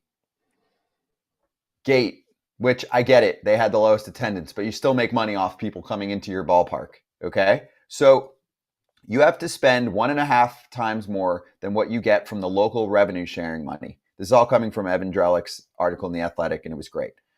It's not a guaranteed punishment, but it gives the players union pretty good evidence for a grievance if you're not holding your weight. And their revenue sharing money is going to grow because of the market they're going to in Las Vegas. They're collecting 100% of their rev share money again right now, which is about $70 million. Their luxury tax number with Severino is only 78.4. I know this is going to be shocking news to most of you, but the Oakland A's owner is stuffing his pockets with cash for years, and now is probably looking to do so even more than ever because he does have to pay for a new ballpark. I'll give him that. But they have to get their payroll to at least the 105 range. Of course, they promised in this ramp-up period they were going to get it to the 130 to 150 range. That was a lie. Don't worry about that. I doubt you're going to see that for 2025. But the point of this article was they literally have to do this or they face some pretty strict grievances coming their way. So I heard about this a while ago, and the thing is that they're not the only team in this. There's other teams that are involved in this that are low market payroll teams. And basically what happens is the commissioner, because of these grievances, goes to him and says, you're going to lose your local revenue sharing. You're going to lose the revenue sharing if you don't spend money. And owners are like, yeah, right. Well, I think I'm not going to say, hey, Rob Manfred did this or the grievance did this. I'm not exactly sure how this came about. But basically he said, John Fisher, Rob Manfred said, you got to spend money or you lose your revenue sharing, which is like $70 million. You lose all that. And so he's like, "Oh crap! And this is good. I mean, listen, it's not a salary floor, but this is the first time where I've actually seen it come into play. So for all the crap that Scott, you like to give Rob Manfred and some other things, I mean, this was actually, I don't know if it was him personally, but this is him basically saying, A's, you have to spend money. This is the CBA. First of all, to John Fisher, I want to be very clear about that. I'm giving crap to Rob Manfred's boss, one of his bosses, which is John Fisher. He's the owner of the A's, and he's a joke, and everyone wants him out. But that's what the situation is here, Kratz, just so everyone's aware. And Ken and Drellick and some of them. Oh, let's see. And Will Salmon were writing an article yesterday about who they could be in play for to try and get to that number. Kyle Gibson's name was brought up. Andrew Heaney, Lance Lynn, which I laughed at. You think Lance Lynn's going to sign with Sacramento? They give him the most money, you will. Okay. But anyway, that tells the story of what they're trying to do. Now, do I think they're a bad team? I think they're getting better.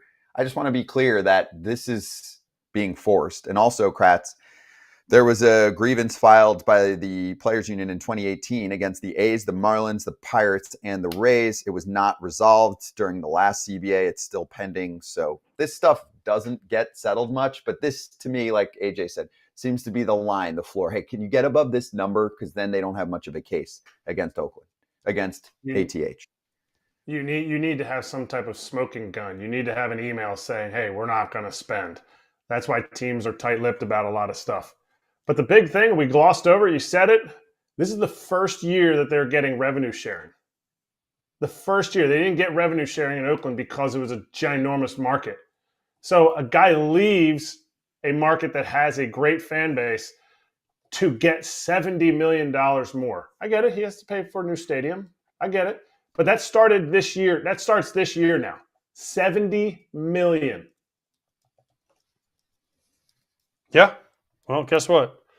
That's how it works, and that's one of the reasons why he wanted to move out of Oakland, because he wasn't getting it. Now he's getting it, and guess where Las Vegas is ranked on the list of markets? The bottom. It is 44. way down there. It's 40 as of this was 2024. It's in the 40s. No other team is past what, the 30s? What are the Pittsburgh Brewers? 28, Baltimore 29, San Diego 30, Kansas City 34, Cincinnati. The lowest Milwaukee's 38. Okay, 38. So no other teams in the 40s. You know where Orlando is? I'm going to guess 25, 21, 17, 16. They'll pass 14 in next year. Sounds like Orlando might get a team someday. Ain't saying I've been saying it, but someone been saying it. In Oakland, where was Oakland?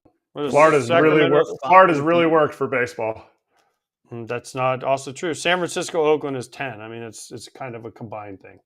Right. They did a market study and said the A's shouldn't be getting rev share money. That was done a while ago. And the A's are like, we're broke. And then we're getting real math here that's saying they're getting as much money just on the charity that's given out to them as their payroll. And again, not counting any of their actual revenue streams, which do exist. The teams all split their national television money. It's good money. I just want to be clear on that. When someone says, oh, we're broke, owning a team is bad business, feel bad for us. Yeah. And Kratz, as far as Florida not working for baseball, Florida will work for baseball if it's put in the right spot. Look at the Rays ratings on television. They're through the roof. So it'll work. You give them a good stadium, you give them a place to go, people will show up in Florida. So that narrative to me doesn't fly necessarily, that people, baseball doesn't work here. They support 3 football teams. The hockey teams, they support 2 of them great, right? They have NBA. They have 2 NBA teams that are supported off the chain. So the Lightning is a prime example. The Lightning is a prime example because it's where the stadium is located. Exactly. Everybody argues. They're like, oh, there's so much baseball in Florida. So there is 0 hockey, and everybody comes out to Lightning games. So don't give me the whole, like, Miami screwed it up too. The Marlins put their stadium in the wrong area of Miami. Terrible spot. It's just, it is a tired narrative that I hope what are they called? The Orlando Pierzynskis, Orlando Skis. I hope you don't screw this up, okay, AJ? I hope you don't screw this up because we will roast you on this show. Foul Territory Park. I'm just saying, there are certain cities that want baseball, and one of them is Orlando. One of them is Salt Lake. Oh, yeah. I've been on the Salt Lake train for a while. The problem is with Salt Lake is it's a small market. It's a really small market. But they'll sell out. But the question is they already have hockey. They already have basketball. Can they fit in baseball in there? I mean, there's a ton of money. They'll sell out. They'll do a real estate deal to build up a certain area. Oh, they will definitely do that. And the government will give money. That's the trifecta. That's what they care about. That's the trifecta right there. You know who else would do that? Orlando. Yeah. You know who else has a ton of tax tourist dollars lined up? UCF. AJ, the mayor. Orlando. I'm just saying. All right. That's true. Be great. Be great. The Orlando Kratz hats.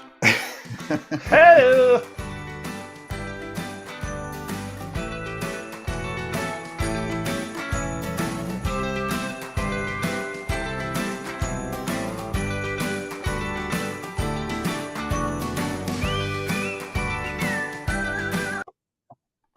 Two things during this 2.5 minute break for the YouTube crowd. Number one, we did have a real signing yesterday that we didn't get to. Alex Cobb signs with the Tigers. Nice. Good depth move. Yeah, if Looked he's healthy. okay in the playoffs. If he's healthy. Yeah. I mean, Nice. that's, we keep talking about all these guys. Alex Cobb has kind of not been healthy for a while. Pitched all right in the playoffs for Cleveland last year. So, yeah, good move. I also saw how the Tigers are experiencing PTSD from their Baez deal. Come on, get over it. From their what? From their Javi Baez deal. Come on. There's reports that It's time. They like, guys, enough. It's time. You made the playoffs. You got Scooble, the best pitcher in baseball. Like, it's time to go. Yeah, Riley please. Green's a stud. Let's go. All right, Jonathan Corona, thank you for the super chat. Said, what are you guys hearing for the Angels? I know they want to trade Taylor Ward, but third baseman, another hitter. If so, who do you guys want the Angels to get? They're not going to trade for a third baseman. They got Rendon sitting there. No, they're going to trade. They're going to get somebody else. I think they actually are going to purposely get someone else to play third and tell Rendon, kick rocks and sit on the bench. Wow. Bold play, Cotton. I mean, I don't think. So what do you want then? I don't think it's a big free agent to play third. They're going to go get Bregman to play over him. No. Who do they trade for, though? Oh, man, they still need pitching. I know They they need made some smaller moves. pitching. They need, but is Ward going to bring you a top of the rotation guy? No, you're going to have to. No. You're going to have to find some other pieces to throw in there. You're going to have to go on.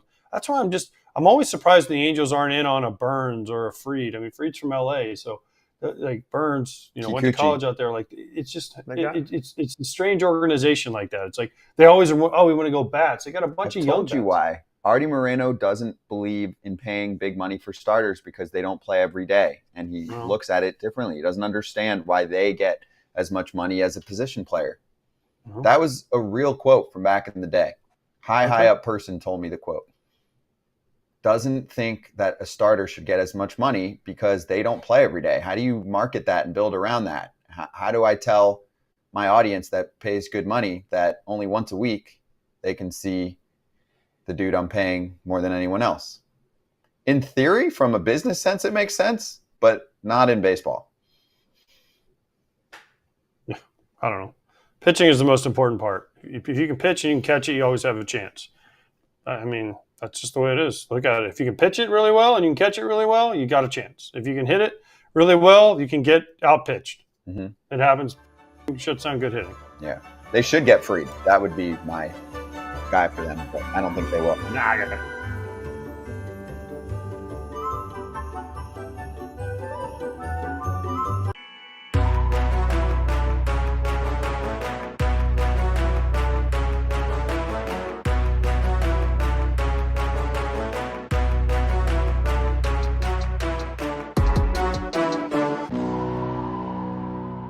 Oh, we might have some FT breaking news soon, but we'll finish today's show, the regular show, with the Fried sweepstakes. Ken Rosenthal just putting this out there, said it appears set to conclude with an AL East tug of war. Yankees, Red Sox, Blue Jays. Expected to choose his next team by Thursday. Said Corbin Burns believed to be generating interest from the same three AL East clubs and perhaps the Giants and other teams. Said the Rangers remain in the mix for Fried, but unclear if they can go that hard for him. Any guesses now that we've narrowed it down? I still think Boston needs him more than anybody. To me, Boston makes the most sense. I think Yankees makes the least sense. I agree. I Based think on what they Yankees have to need spend. other problems. They have Cole, they have Rodon, they have Stroman still, they have Nestor, they have Schmidt. They have more starting pitching. They need bullpen and position player help. The Blue Jays just need help in general. And they do have some, Gosman and Bassett and some of their other guys, Barrios and some of their guys they have.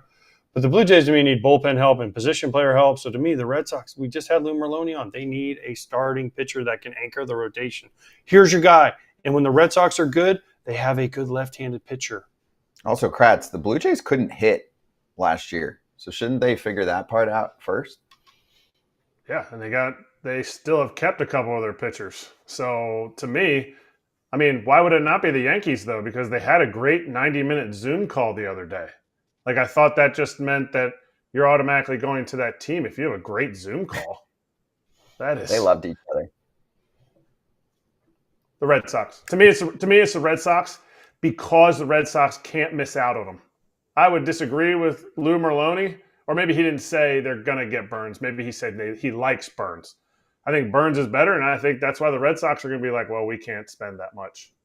I think we're gonna see something in the David Price range for Max Fried. 212. Might break in and do a show. Here's the deal. If he signs with the Yankees, Pinstripe Territory is the spot. Subscribe to that channel. If he signs with another team, it's going to be us. There's Derek. If he signs with the Red Sox, because we don't have a Red Sox show yet. Might have one soon. Or if he signs with the Blue Jays, there's no Blue Jays territory on the horizon right now, then might be a little FT show on Fried. I hope we get Burns this week too. And that's it. That's all I got.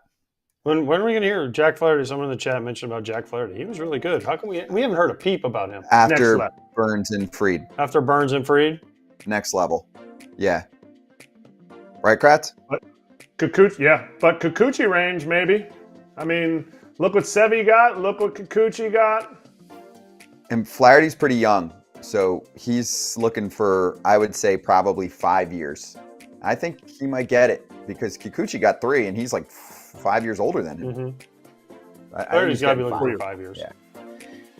Evaldi's pretty good. Manaya's the one for me. If he can replicate. Evaldi's going back to the Rangers. He did. Yeah. Or the Orioles because he doesn't have a draft pick attached to him. True. You laugh, but it's real. Ken confirmed it. Oh, I get it. They're afraid. I get it. Ken's never right, though. We proved that today, Ken's too. always right.